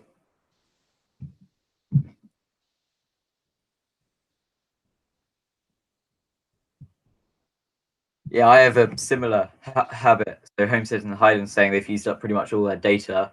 So I'll be in my greenhouse potting up, and the notification will come up that Monty's or somebody's doing a live stream or they've uploaded a video. I sit there and I just start binge watching either live streams or just videos on a certain channel. This week I've sort of been catching up with Monty's channel because I fell behind a little bit. I think I was 2 or 3 episodes behind. So I've been sort of catching up on all those, and there's some very interesting videos, obviously, as we're all here. But yeah, I've used up the majority of my data now, because if I sit at the very far end of my greenhouse that's closest to my house, I can just get internet, but I have to sort of like almost hold my phone so it's half in the greenhouse, half out the window, and then I can just about get an okay signal. However, the majority of the time, I just balance my phone. There'll be a pole at the back, and then I've got a compost box type thing that I use, and I sort of just prop the phone in between those and just watch all sorts of videos and stuff from different people. So Frank's saying Sam was being judged for best allotment. So this sounds very good, Sam. Do you reckon you'll win? Well, good luck either way.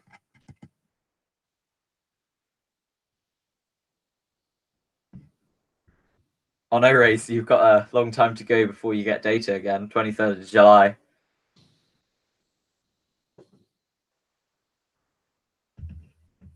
Yeah, I've got 22 gigs of data, but it's amazing how much YouTube burns through your data. Oh, Poppy wants to leave. Poppy, come here. Come on. Up, jump up. Good girl.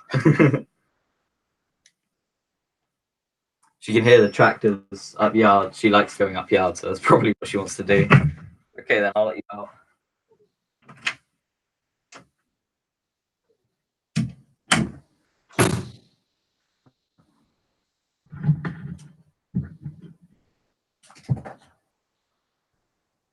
Sorry about that. So, Sam, what type of allotment do you have then? I've seen a few of your videos, but do you do permaculture or and like fruit or vegetables? What's your main thing for growing? I grow a bit of everything, really. Dahlias are probably the thing I grow the most, along with tomatoes, purely because dahlias are just so easy. Get some tubers, put them in a pot, dig them up in winter, put them out again in the spring, in the summer. So really easy for dahlias.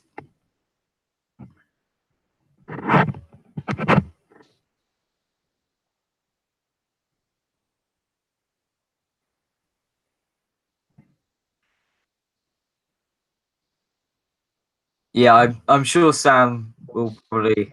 Well, I'm sure he will win because, well, he's in this community, so everyone in this community has amazing allotments. I mean, my little bit of ground that I have is pretty much always untidy, and then I look at other people's videos and stuff, and it's pristine. There's like hardly any weeds, and I just look at my own. There's dirt all over the brick drive, weeds coming out of pots, and I think, yeah, I need to do a bit of tidying up. So every now and again, I have a really good tidy up. My main problem is just weeding. I always just either don't want to do it or just completely forget to do it while I'm potting up. Because obviously, as I'm sure you all know, when you've got loads of stuff to pot up, it really takes a bite out of your day. I think the worst thing I've had that's time consuming would have been my Lampranthus. They've really took a bite out of my day, and Mesembryanthum harlequins, they were probably even worse again. I do about a tray which was 40 pots, and that would be like 30 or so minutes doing these because I'm a really slow potter up.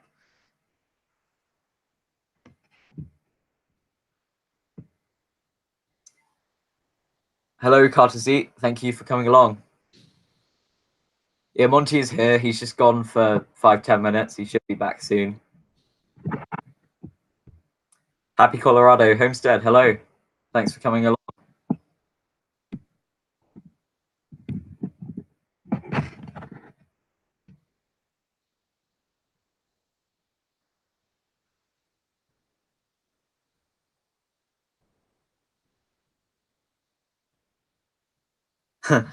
So Sam's saying he needs to tidy up his plot, and then Dojo is saying that, well, basically that his plot's really clean. So Sam, I'm sure your plot is very clean if you've entered this competition, and obviously everybody seems to be saying that yours is the best. I think you're just being modest. I'm genuinely being honest when I say that my area is messy. I've got, until very recently, like I think it was last Sunday actually, I had the pallet taking up a huge amount of area, and I've propped that against a wall now and put all the wood in it, and using that as a sort of temporary tool storage area, along with some other things like that, just loads of trays. That's another problem of mine, is I have too many plants for the area I have. So I have one little walkway going along, and then other than that, there is just no way of getting to the plants at the other end. I have to like leap over pallets and stuff to get there. So I need to just have a really good tidy up, take out the greenhouse frame that's there because that's just taking up room. And obviously I'm not using it as a greenhouse. Anybody who watches my channel, it's literally just an empty frame, which I've been basically just using as plant storage inside of it because I have no more space. I was given some pots the other day in a big cardboard box. I had no room in the greenhouse for those, so I had to leave it outside. And obviously, knowing my luck, the box is now disintegrated, and one of the dogs jumped onto the wheelbarrow that had them in. So the pots have gone everywhere now. So I really need a good tidy up. What have I missed? Yeah, so Brian from Allotment Life is saying mesembryanthemums are not the easiest seedlings to prick out. I definitely agree with that.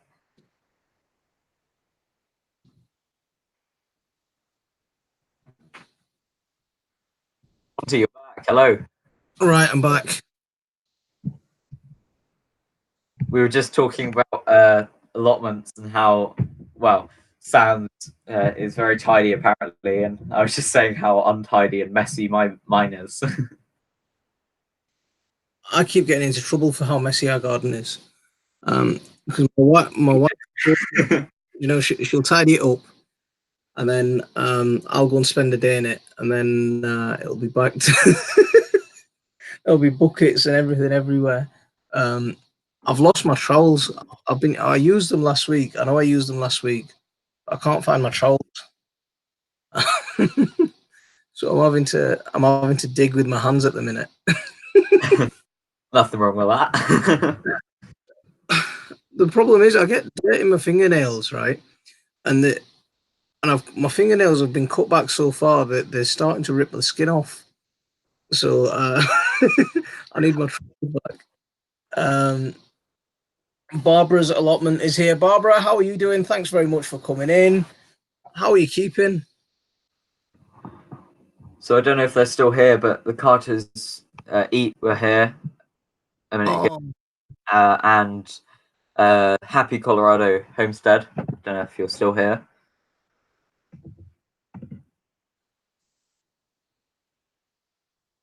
We've got 16 people, 24 likes. If anyone hasn't hit that like for me, please hit that like.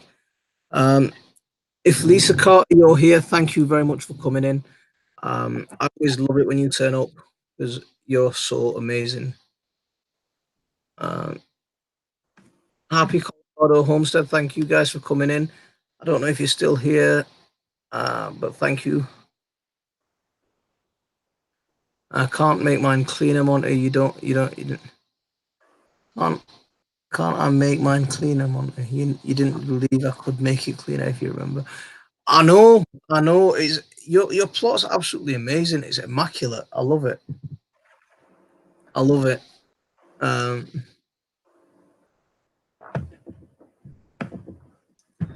That's a nice line. Beauty's in that eye of the beholder or the belly of the grower.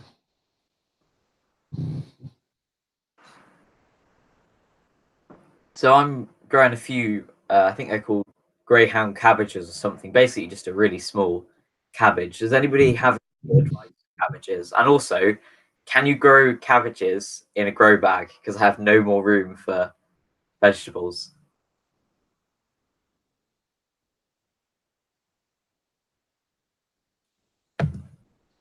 So let's hear from. I think Sam will know about cabbages. Brian, Ray, you guys. No, there's quite a few guys who know about cabbages here and girls. So tell us about your cabbages. I've never heard of greyhound cabbages.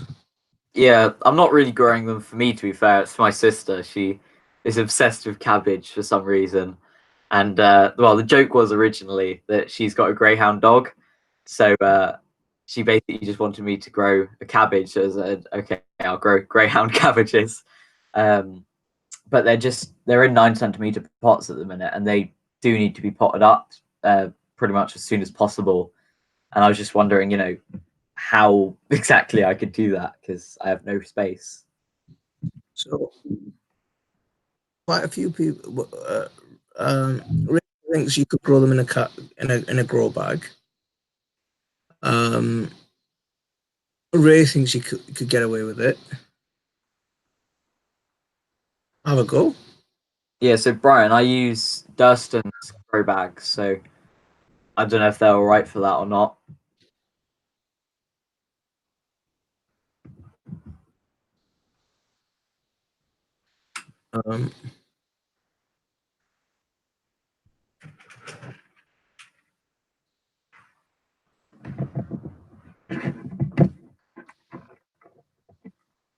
So Rachel's got Savoy cabbage growing in a small space.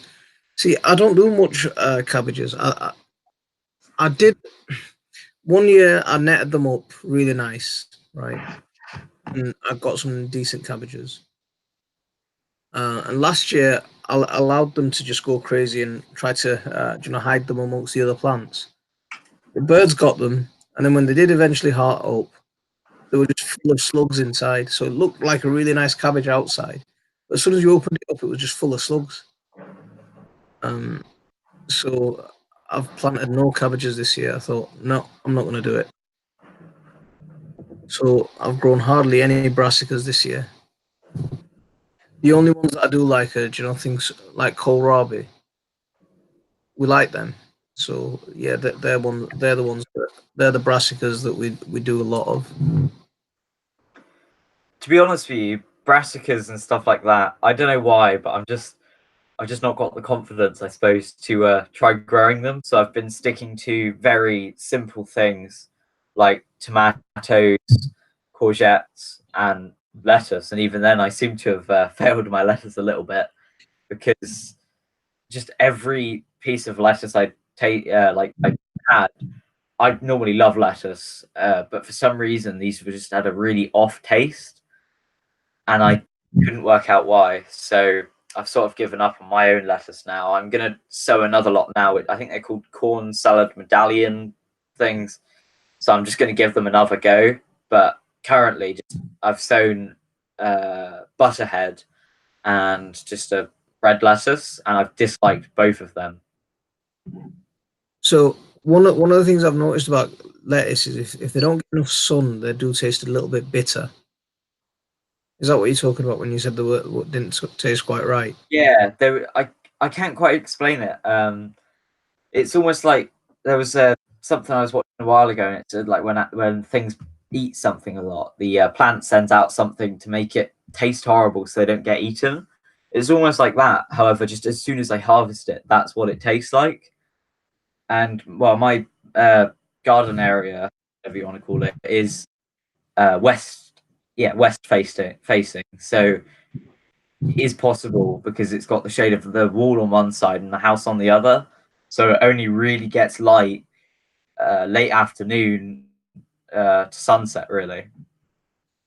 See, the other thing I want to pick up on, you said that you went for simple veg because you're not confident with cabbages, yeah. But then you said tomatoes. Tomatoes aren't simple to grow, man. Those are Well, difficult plant. since I was like If 6 and 7. if you're mastering tomatoes, you can grow cabbages. It took me a long time to get tomatoes right, and Really? for a good few years I grew tomatoes. We'd get green tomatoes, and then they'd get blight, and then they'd rot. A couple of years ago we got a decent crop, and last year was the best crop I've ever had with tomatoes. This year I don't know what it's going to be like, just because of that dodgy June that we had. Yeah, I've been growing since I was about 6 or 7, and to be honest with you, I've never actually had failures with tomatoes ever. It might be because I grow them in a greenhouse. I have this year put a few outside in a sort of three sister garden type thing, but instead of the corn, I'm using tomatoes. But it's same sort of idea. That's interesting. That's very interesting. So Nick's saying, well, how about growing cut and come again leaves in a seed tray? That might be a good idea for you. Yeah. Again, it's another thing. I've probably got seeds for them because I don't know if anybody else has got this, but I've got like 3 plastic containers, all of which full of seeds, which I've been, some I've been given or saved myself, but the majority of them, I think this is the best one. If I open it up, it's just loads of packets of seeds I've been getting for free in magazines, and I just get so many of them. So I've got different dates, for the use by, like so by things as well for them. But I've just got that many seeds that I might have cut and come again, but they're for like 2023, and I've still got a big container. Like this is my biggest one. This is all for this year's, and it's my most full container.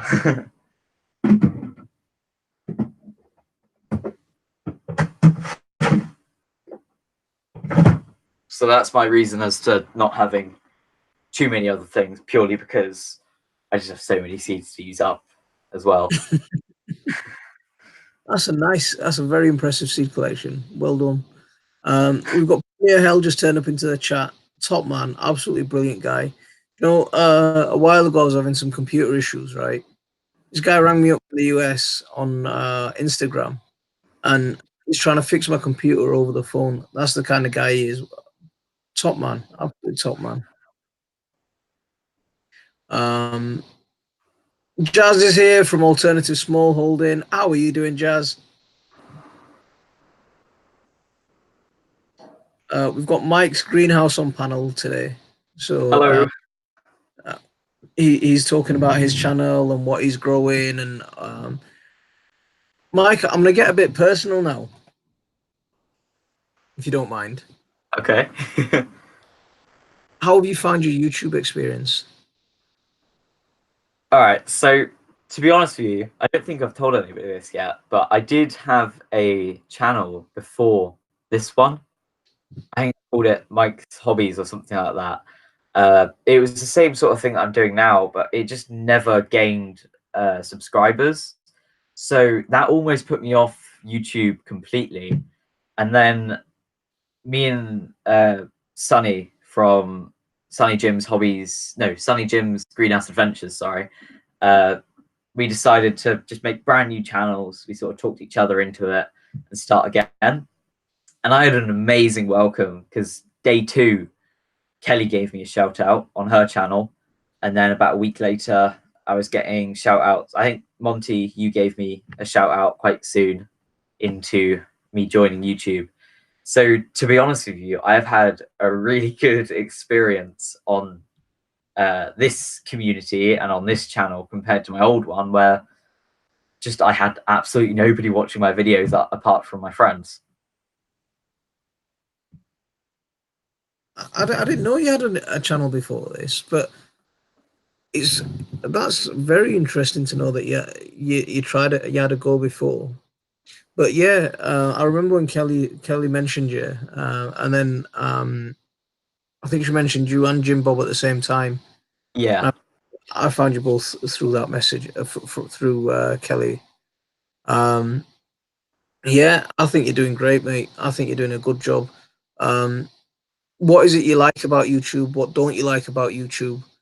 I think the main reason why I make videos for YouTube is so that I can see what other people are doing. So if I'm trying something, there might be somebody who's tried it as well and can give me some advice, and vice versa. I think the thing that I dislike about YouTube is not being able to stream on my phone. I know that's really petty, but I would stream very often if obviously I could stream on my phone, but I'm nowhere near 1,000 yet, so that's way off. But there's plenty of times where what I'm doing isn't quite worthy of making a video on, but it would be good for a live stream, talk about it, potting up, for example, just talk to people on there. I suppose it's the company as well when you're potting up. So that would be the only thing really, is the fact that you need 1,000 subscribers to do a live stream, because that rule came in pretty much as soon as I started this channel. Because you can still, can you get your laptop out into your greenhouse? Well, yes, but I wouldn't have any Wi-Fi. Okay, so your signal's not strong enough. Okay. Could you do some potting up nearer your house? So like in your back? It's an idea. Yeah. Because that'd be good if you did. Like if you did your live stream, if you're potting up while you're doing your live stream. I saw Dean Wood from Dean Lost the Plot doing potting up while he was doing a live stream, and that was quite interesting. He was actually doing something while he was potting up. So yeah. I think one of the main reasons why I haven't been doing as many live streams lately, and I did a live stream quite recently, and anybody who was on that, obviously I had so many trolls in that. Just people in my school who found out about my channel through, for example, when me and Jim Bob talk, me and him might be talking about something, and then say he's got a friend over or I've got a friend over, and then they overhear that. Or another example, just somebody says, oh yeah, so what did you do this weekend? And then eventually people find out that and they know you. Facebook is another one. I did a few things on there, and then people at my school sort of found out about my channel. But because of that, I've got a lot of people who I would have called friends who have sort of turned against me lately. No real reason, but obviously that's causing a lot of issues for live streams, because then I just get so many trolls. It's just not worth doing a live stream.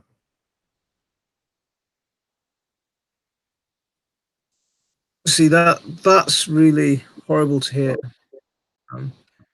That's really horrible to hear.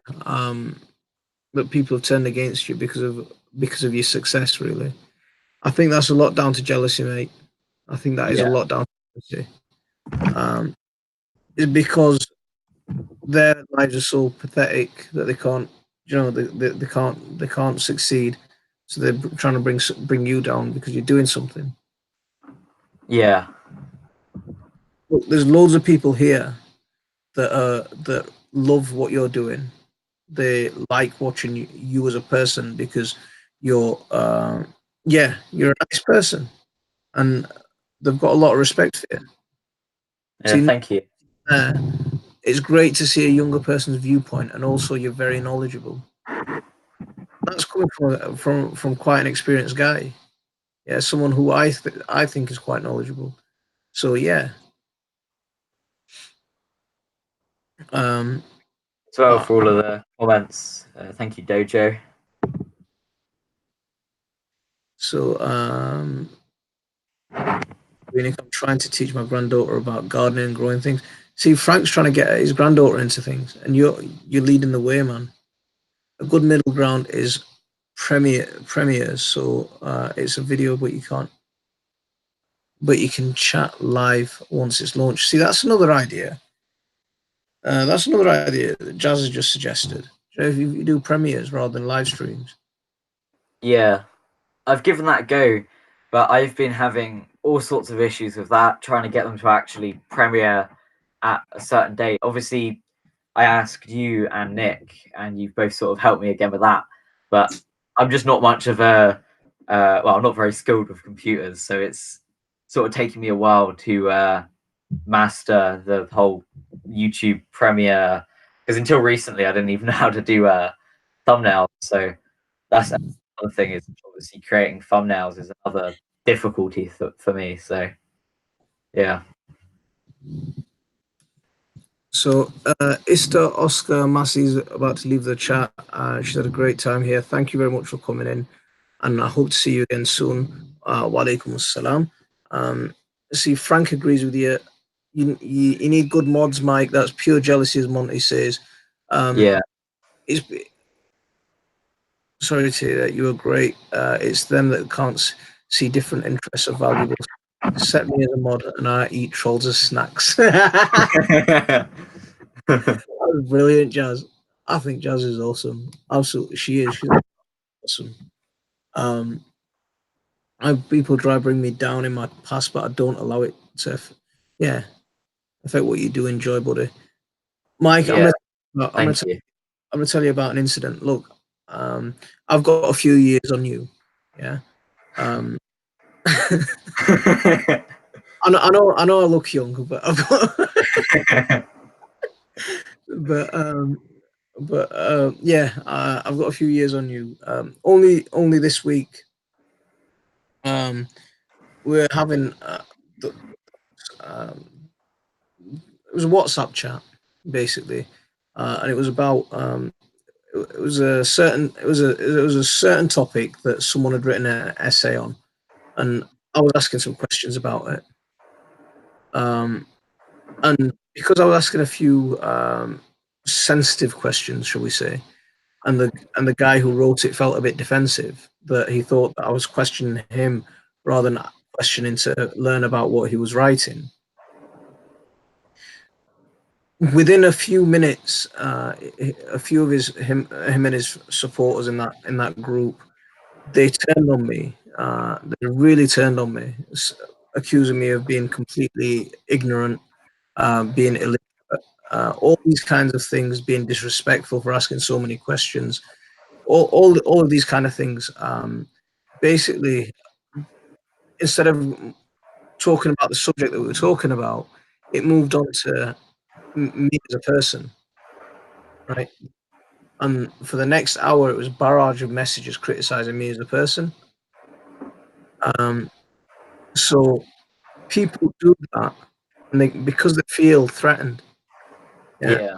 Sometimes they do it because they feel threatened. Sometimes they do it because they feel they're insecure.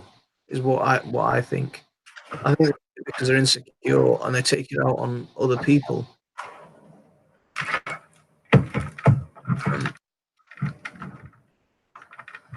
And do you know what? I've made some really good friends on YouTube, and I've made some really good friends on YouTube, and you guys are here every Saturday. Whenever I go live, you guys just turn up.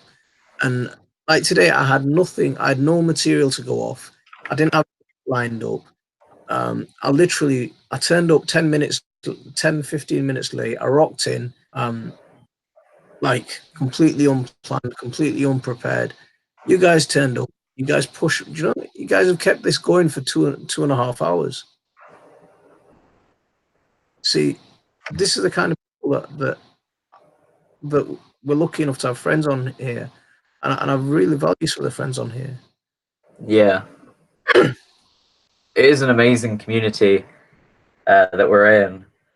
You know, so many supportive people with amazing videos, loads of knowledge, and great personalities.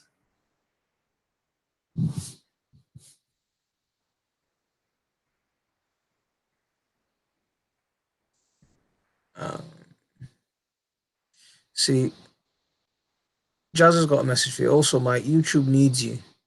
My daughter is about to be 8, and she really looks for that age group between her and what she says are grown-up kids. No, between her age and grown-ups. So I think she means, yeah, you fit into that category, I think. So kids need your voice and knowledge. Thank you. I like that. I like that. You know, like you don't want one of you don't. You know, like there's some kids that you don't. Jazz, would you agree with me that there's some kids that you wouldn't want your kids to be influenced from? And there's some kids that you do want. You know, like you would want your kids to be influenced by. I think this is one that you would want your kids to be influenced by. Thank you. So Nike fallen off chair. Nike fallen off chair. So Jazz has only done live twice. Jazz, why don't you come up here with me next week? What'd you say? Come up and do a live with me next week. We say, hey, Monty is live and cast you to the TV pronto. Mrs. Green Thumbs here. Thank you very much for coming in. We're all right. We've got Mike from Mike's Greenhouse on panel. Hello.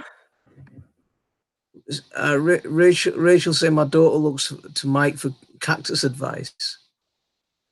You've been watching the chat live, not chatting. That's awesome. That's awesome. Thank you very much for saying hello. So, see, Sam agrees with me. Sam agrees with me about the influence thing. He's got a young daughter.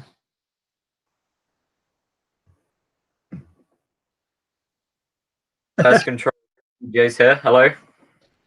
Pest Control CJ, how are you doing, mate? Thank you very much for coming in. Really appreciate it. We've got Mike's Greenhouse on panel today, and he's we're showcasing his channel and talking about him and his growing adventure as well as his YouTube adventure. So while you're a young guy, Mike, I think she's talking about you. Yeah, I understand that. We don't have normal TV. Her idols are real people. Fantastic.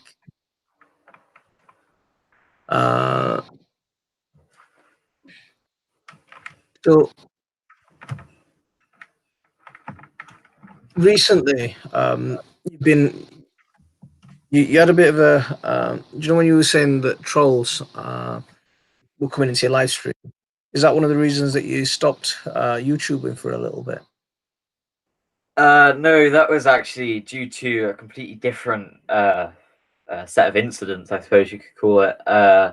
Don't go into it if you don't want to. That's... No, yeah, just a lot of stuff really. Because I'm a gardener, and basically, in short, nobody else in my school does anything like that. It's all, either sports, sport mad or gaming mad. There's no like in between. There aren't really many other people with hobbies that I'd call like proper hobbies. It's mainly just gamers, sports people, and because I just do not fit into any of those categories, I think that's the main issue with it. And then obviously because of that, there's just issues with people not agreeing with me because they think it's a bit weird, which is fair enough. Me about 2 years ago would have thought, you know, that would have thought that I'm weird now looking at me doing plants and stuff, you know, horticulture. I would never have thought I was going to do that 2 years ago, let alone have a YouTube channel about it. So I think that's one of the main issues, is just because I'm in a school environment with a YouTube channel, it just really doesn't help, because it's, you know, a focused place where everybody sort of knows about it then, so they can all sort of focus on it.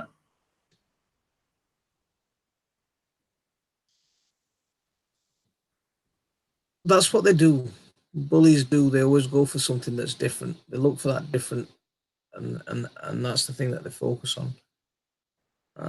It's a real shame. It really is. It really is. I've seen what's happened, and I wish I was closer. Yeah, yeah.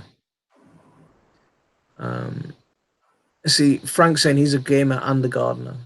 Yeah, you know, I'm not saying anything bad about gamers, because, you know, I There's a politician in him coming out quickly. He's covering it. Yeah. It's like people in my school, it's just this, that, doesn't matter about anything else. But no, I'm not, you know, I'm not saying anything bad about gamers or anything, because I'm a gamer myself. Rahman Raj is here. Walaikum salam. You're going to Pakistan tomorrow. Won't be active for 2 months. Might be doing some gardening there. MashaAllah. Have a safe journey, and we'll see you when you're back. Yeah, he's a one of our loyal viewers. He's always coming in, commenting on videos, watching the live stream. Have a safe journey. I'll be taking a break. So if anyone didn't catch the early part of this stream, I'll be taking a break during August from live streaming. I'm going on Hajj, so I'll be away for just for about 4 weeks. I'll be away for. So pretty much the whole of August. And I mentioned to a few people that my mum's quite unwell, so I just wanted to take her away.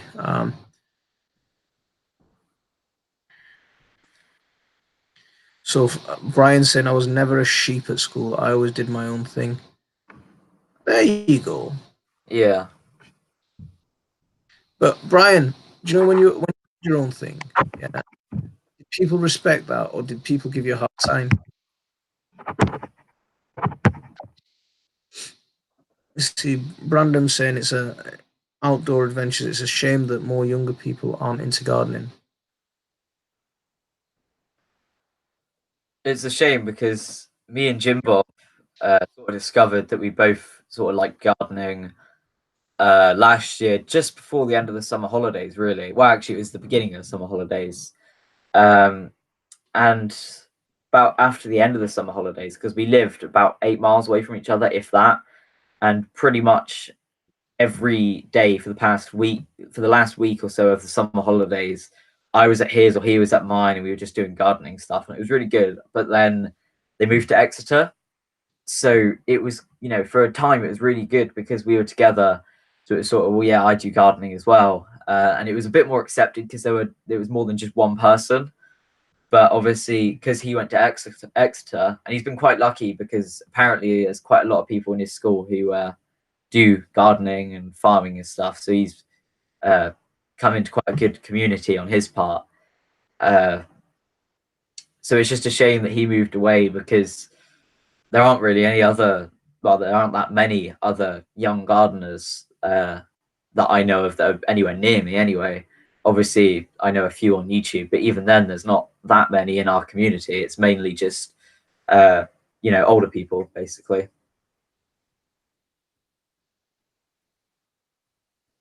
And there aren't really there aren't many other like really gardeners sort of my age, which is a real shame.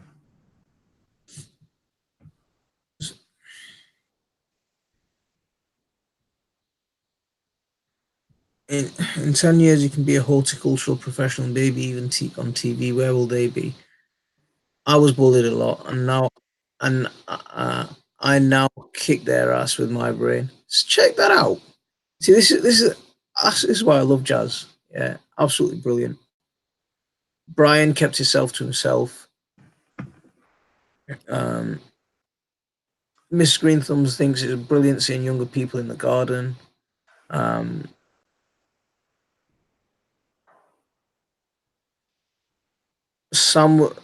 Thanks everyone for the nice messages to me. Yeah, I'll message you guys separately. I'll see. Sam was troubled. Sam was a troubled kid in school, but one school gave me the garden to fix up my behaviour. Got a million times better and loved it ever since.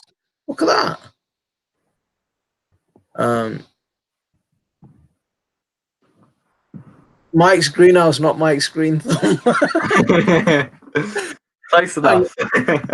Hang in there. Don't let trolls stand up for yourself. Ignore them. Laugh it off and move on. Don't say anything mean to them, and people also that they will get bored and leave. See, it's not just virtual trolls; it's real life trolls that are giving him a bit of grief. That's I think that's more of the problem. Yeah, definitely. It's the YouTube stuff really doesn't bother me because cyberbullying's the thing that will never really affect me because sure, they can give me dislikes, but that's the worst they can do. I can just block them online. It doesn't really matter. But we'll try and sort of not go too much into negative stuff. Yeah. Bring down this live stream or anything with Mike, it's your show today. You do whatever you have to do. You talk about whatever you want to talk about. Don't talk about anything you don't want to talk about. It's completely up to you. You don't feel any pressure from me. You don't feel any pressure from anyone else in the chat. This is your show, mate. Thank you. Fish with Bish. Hello. Fish with Bish is in the house. Bish, I'm sorry, man. I always miss your live streams because I teach at 9 o'clock and I teach from 9 till 11. So I'm never home at that time on a Friday. So Mike, go to school head and suggest a gardening club. Ask them to put raised beds in and see how many turn up. That's not a bad idea. Could you try something like that? Well, they already have a similar sort of thing, and I was actually the one that got it started again. This would have been the last year. So they've been sort of setting it up now, but for some reason, and I'm not really sure why. Obviously, I got it all started up, but then they'd have meetings and go off and do stuff, but I wouldn't be told about it. So I sort of got left behind on that one. But yeah, so it's not really a gardening club. They've just fixed up 2 raised beds.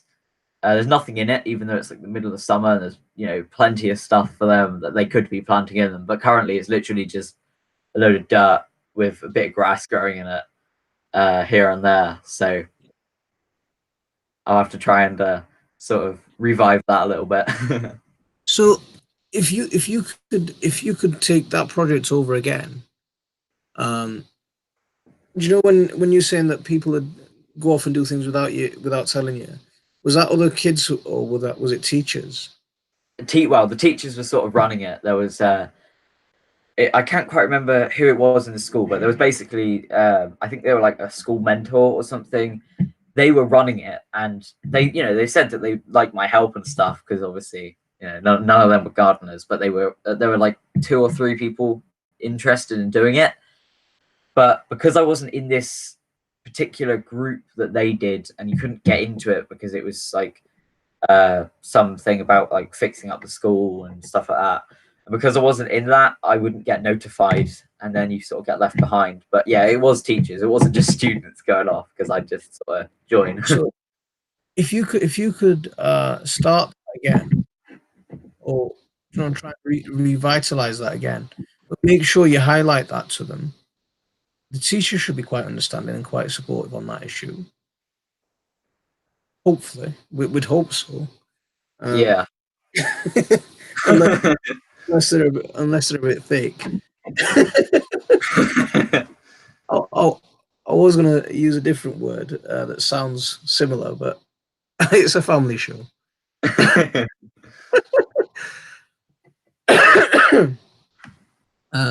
Fish with Bish streams on a Friday night because he knows I won't be there. Would you be surprised how many young people might like that? I think you. Do you know what? What if you did something? Do you know, right? Something not just your planting, but if you started like a save the world type thing. I'm trying to think of how to describe it. I know what you mean. Yeah, like a eco-friendly thing. Yeah, my description just probably sounded really lame. Yeah, I know what you mean. Save the world.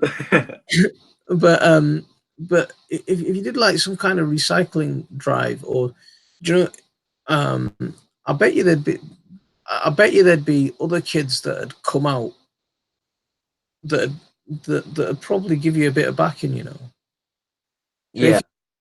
It might not be strictly gardening, but if it's that type of thing, but related. Yeah. Did you ever see that bottled greenhouse that some kids made? They made a greenhouse out of plastic bottles. If you try one of them in your school, like that, yeah. If you coordinate a project like that, get other kids, I don't know. Yeah. See, I got bullied in school. I used to get bullied in school quite a bit.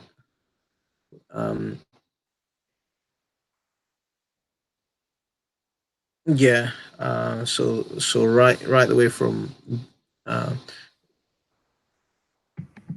not a big guy, but I'm a stubborn guy, and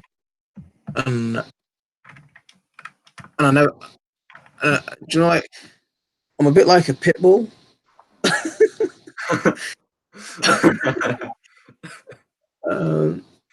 put me in the stick a bit too much, and then I'll bite. And that's what I was a bit like that. But I used to get into a lot of trouble because I was like that.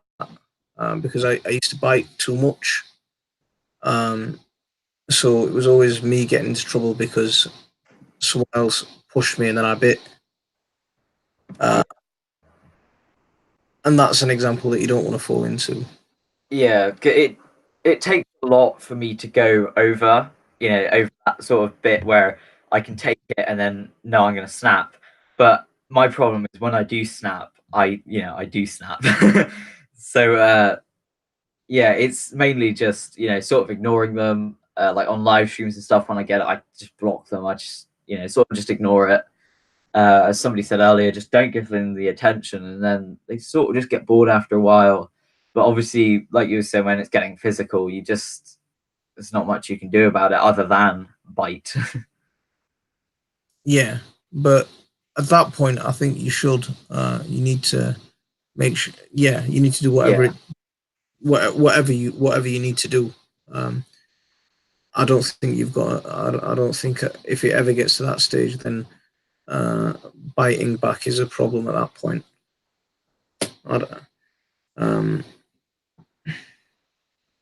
So Sam's saying same as him. So yeah. So there's quite a few of us who have gone through it.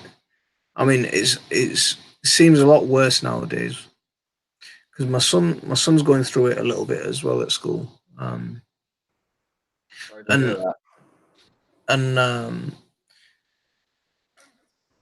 What, he's 8, right?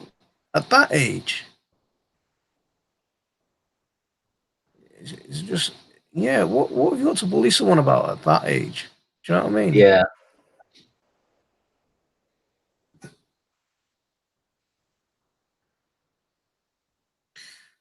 Bullying is a difficult one to approach and beat. My advice to make kids is if you tell people, i.e. parents, teachers, etc., then the bully's powers are taken away.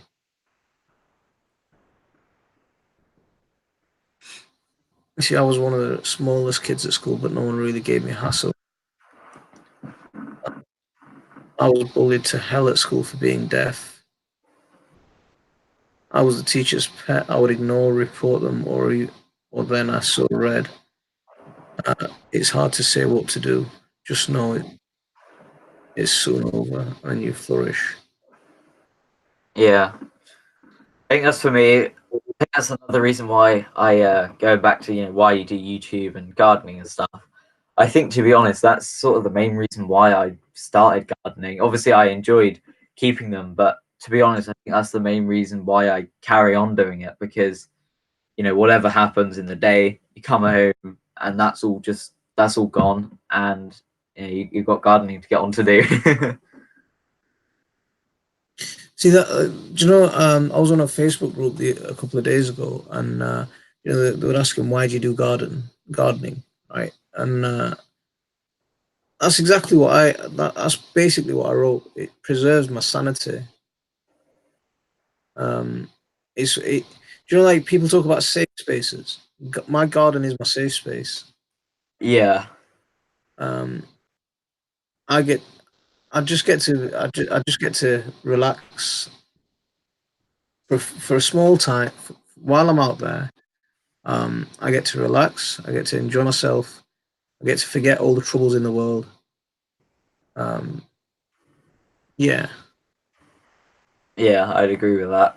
It's like, some people get it from like reading a book when it takes you to a whole new place. For me, it's just when I'm out there doing gardening, that's what I'm focused on. Nothing else really matters then. You're just that's what you're doing. Brian made a video, was it today or yesterday, again saying similar sort of thing, how that's sort of what, like, antidepressant basically is what gardening is. Yeah. Yeah. I mean, I watched that video, and there's so much things that I could relate to with what he was saying. Yeah.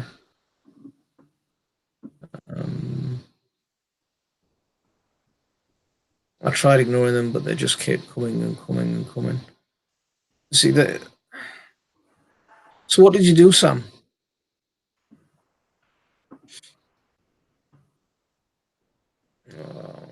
Brian's going. Brian, take care. Have a good evening.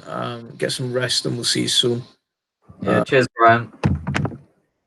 So, Fish with Bish is saying, stay positive, stay in front of a problem, and look to other kids in the school who are struggling.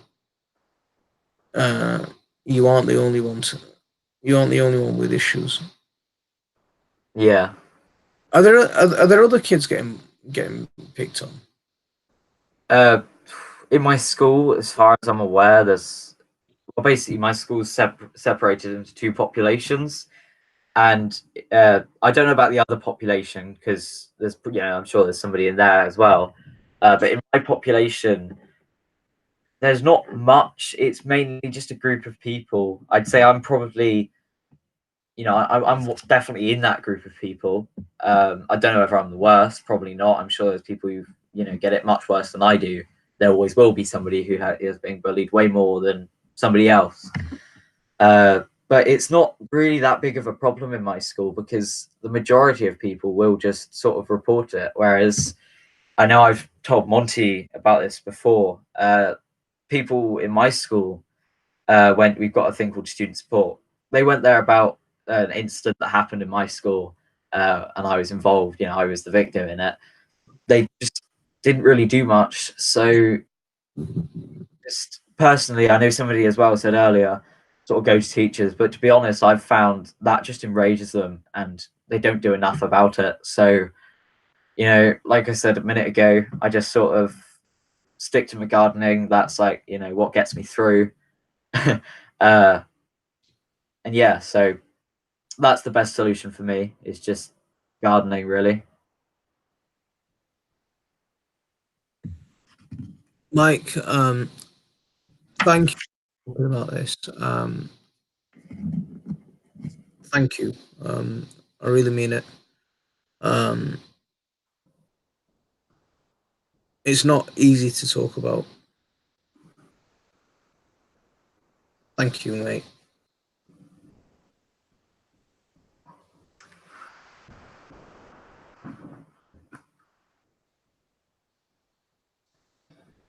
So Bish is saying, never feel that you're alone. We are here. Check social to see if there are any gardening clubs locally. That's a good idea. That is a good idea. Yeah, thank you. Do you know where you live? Right? Are you right in the country? Because do you know, like, I tell everyone my geography's bad, right? Anything south of Birmingham just might as well. Do you know, everything's London. Yeah. Yeah. To me, anything south of Birmingham, everything's London. So, do you know where you live? Are you right in the country, or are there stuff? Are there things to do? Is it like? Is it completely country, or is it a bit city? Well, it's mainly country where I am. The closest place is 8 miles away. That's the biggest. That's the only like proper city, and that's the closest thing. But other than that, there's a couple other places, but they aren't very big. So it's mostly country with a few, housing estates and stuff, and the odd town, but it's mainly country. So Jazz has got a question for you.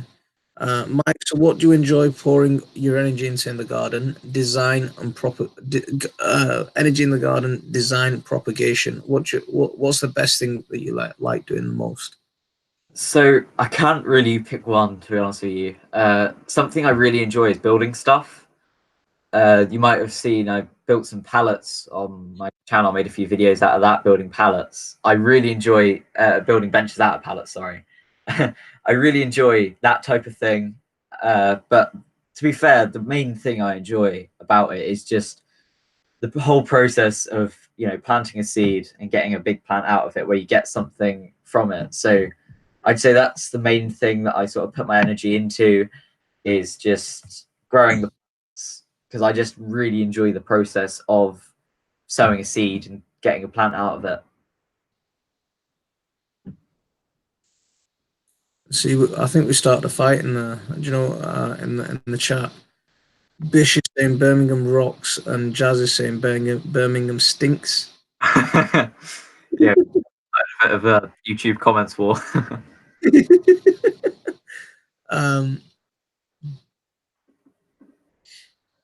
So if there isn't a club, then start one.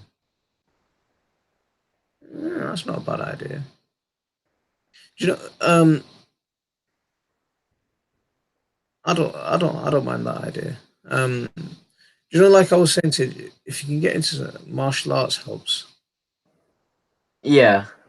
I don't know if you're city or if you're totally country.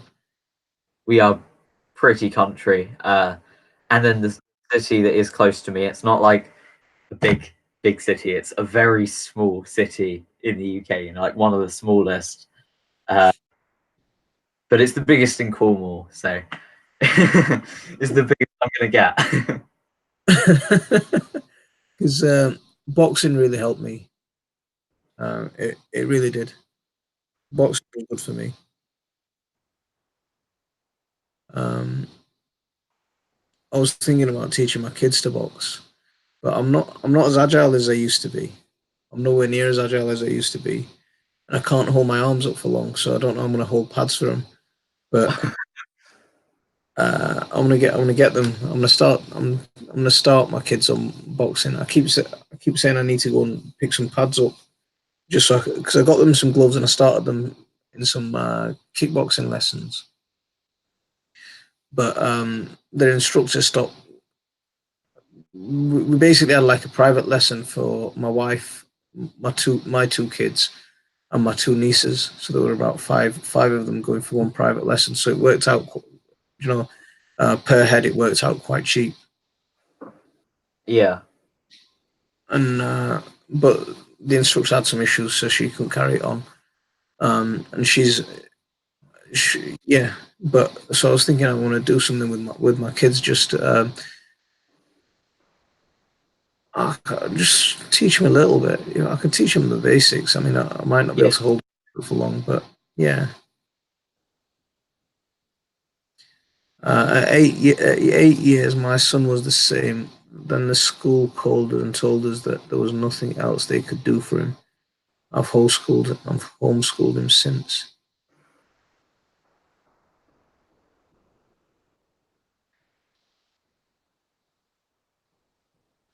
You should design a garden with the Young Gardener scheme for a show. What's the Young Gardener scheme? Yeah, I was just about to ask that as well.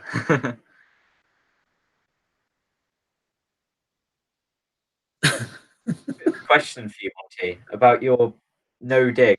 When you were harvesting your potatoes, you had them in like wood chip almost. So Yeah. work exactly, because I have literally got no clue at all about no dig gardening.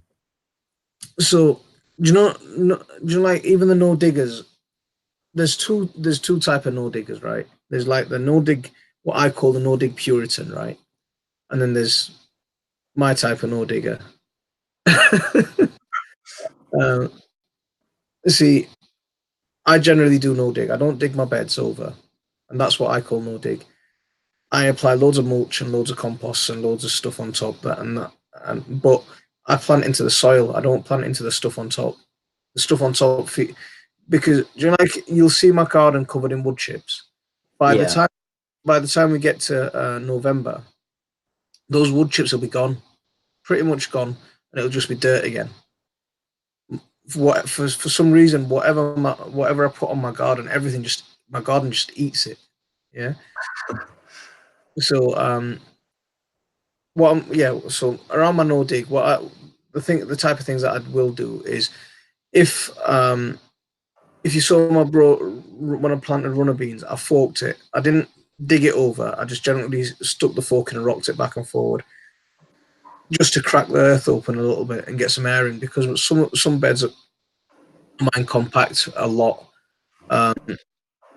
What I did with those potatoes, the way we planted those potatoes were, the way I made that bed was I just took all the bedding out, the floor, from my chicken run.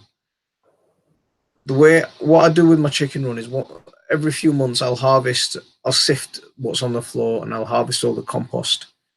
And then once a year I'll take out everything from the chicken run and then put a brand new, stuff on the floor.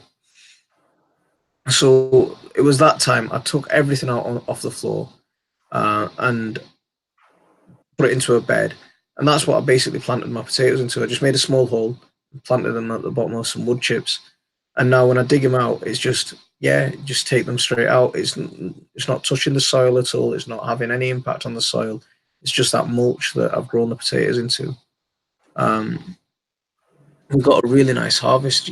We picked some potatoes yesterday, and we had chips made from potatoes. That was lovely. But the other thing about, like, Jazz does no dig. I think Sam, do you do no dig? Who else does no dig? There's a few no diggers here, and there's a few traditionalists here as well. Did that answer your question, or not, or did I just waffle?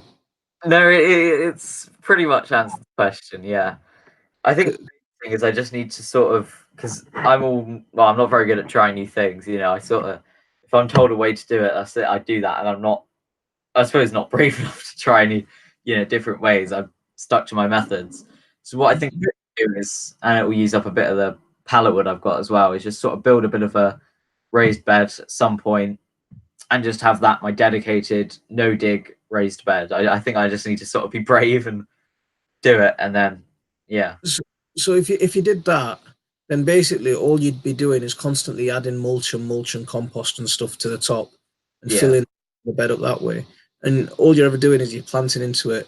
Even the things like the roots, you're not pulling the roots out. Do you like if you had a lettuce, for example, you'd chop it off and leave the root to rot in the ground. Same with tomato, instead of pulling it out, you'd chop it off and let the root rot in the ground. But it's in the only thing that it gets funny with is no dig potatoes, because you can't. Do you like we say no dig potatoes, But if you see me when I pull them out, I'm sticking my hands in and I'm messing with the mulch. I'm pulling out the potatoes. But that's as diggified as it gets, if that makes sense. Sugar Ray Monty floats like a wasp and stings like a nettle. I'm close to getting my answers. I'm in the process of being assessed for ADHD because I need answers for closure. Good man, Sam. We want to start running a self-defense course. She is weird in a good way, so want to ensure that she's armed. See, that's my thinking, Jazz. That's my thinking. Mike, Jazz thinks it's an RHS scheme. Do you know the Young Gardener? Yeah. So she'll message you. All right, thanks. Yeah. So Jazz needs to get going. Jazz, thanks for sticking around and having a chat with us. We've hit that 11 o'clock. 11 o'clock. 11 o'clock. I think I need to get some sleep as well. Yeah. I don't know what's going on with my voice. It feels like I'm going through puberty all over again.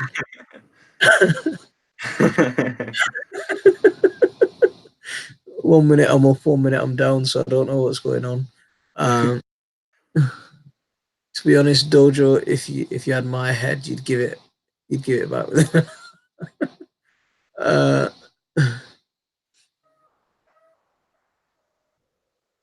We tried to send our Blake to kickboxing, but he dabbed the sensor instead of bowing. They didn't like.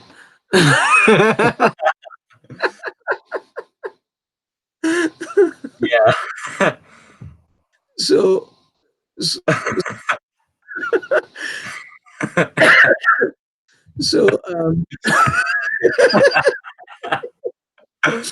yeah, I can imagine they wouldn't like that. What did they do? Shannon's here. Simply Shannon, how are you doing? Thank you very much for coming in. Really appreciate it. What we've got 27 likes and three dislikes.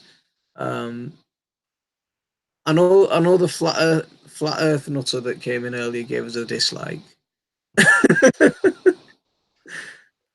Were you here when the flat Earth nutter was here? How are you? I'm all right, but I think I've approached. I find my voice is finally breaking. I lost my voice on Thursday. It's coming back, and I sound like I'm going through that age again, where it's up and down everywhere. I'm definitely checking Mike's channel and giving him a shout out. Good man, Bish. Thank you. Really appreciate that. They said they couldn't teach him because he's too distracting on the other kids. That's not on, man. That's not on. Kids are kids. Let them have a bit of fun. Teach them, yeah, fine, but let them have a bit of fun at the same time. Yeah, if they want to, dab instead of bowing, just leave them have that 5 minutes. It's not fair to just not allow them in because of silly little things like that. So Frank's asking who. I'm not sure what he's asking about. Yeah, I was very easily distracted myself, and they couldn't keep me seated. Nothing. Schools are slowly coming around, but not quick enough. Right. It is quite late now, and I better get going before I get into too much trouble for all my time with you guys. Instead of spending some time with my wife. So, Mike, it's been a pleasure having you on. I've really enjoyed it. Yeah, thank you for having me. Yeah, you do sound raspy. I hope it comes back, Shannon. I do. I miss my voice. if you heard me yesterday, I was even worse or Wednesday. But all right, yeah, so Mike. If anyone doesn't know Mike's greenhouse, I'm going to put his link in one more time. This is the guest that we've had on our channel, having a good little chinwag with us. He's gone through everything. He's revealed himself on this channel. So go and say him if you don't know him. He's a top man. Thank you, everyone. Mike, special thanks to you, mate. Enjoyed it. I really appreciate it. Yeah. Yeah, thank you. Yeah. Yeah, really enjoyed it. All right. Bye, everyone in chat. Okay. Right. I am gonna end this. I'm not gonna drag Thank you, everyone. you hang up first type of things. So, assalamu alaikum wa rahmatullah.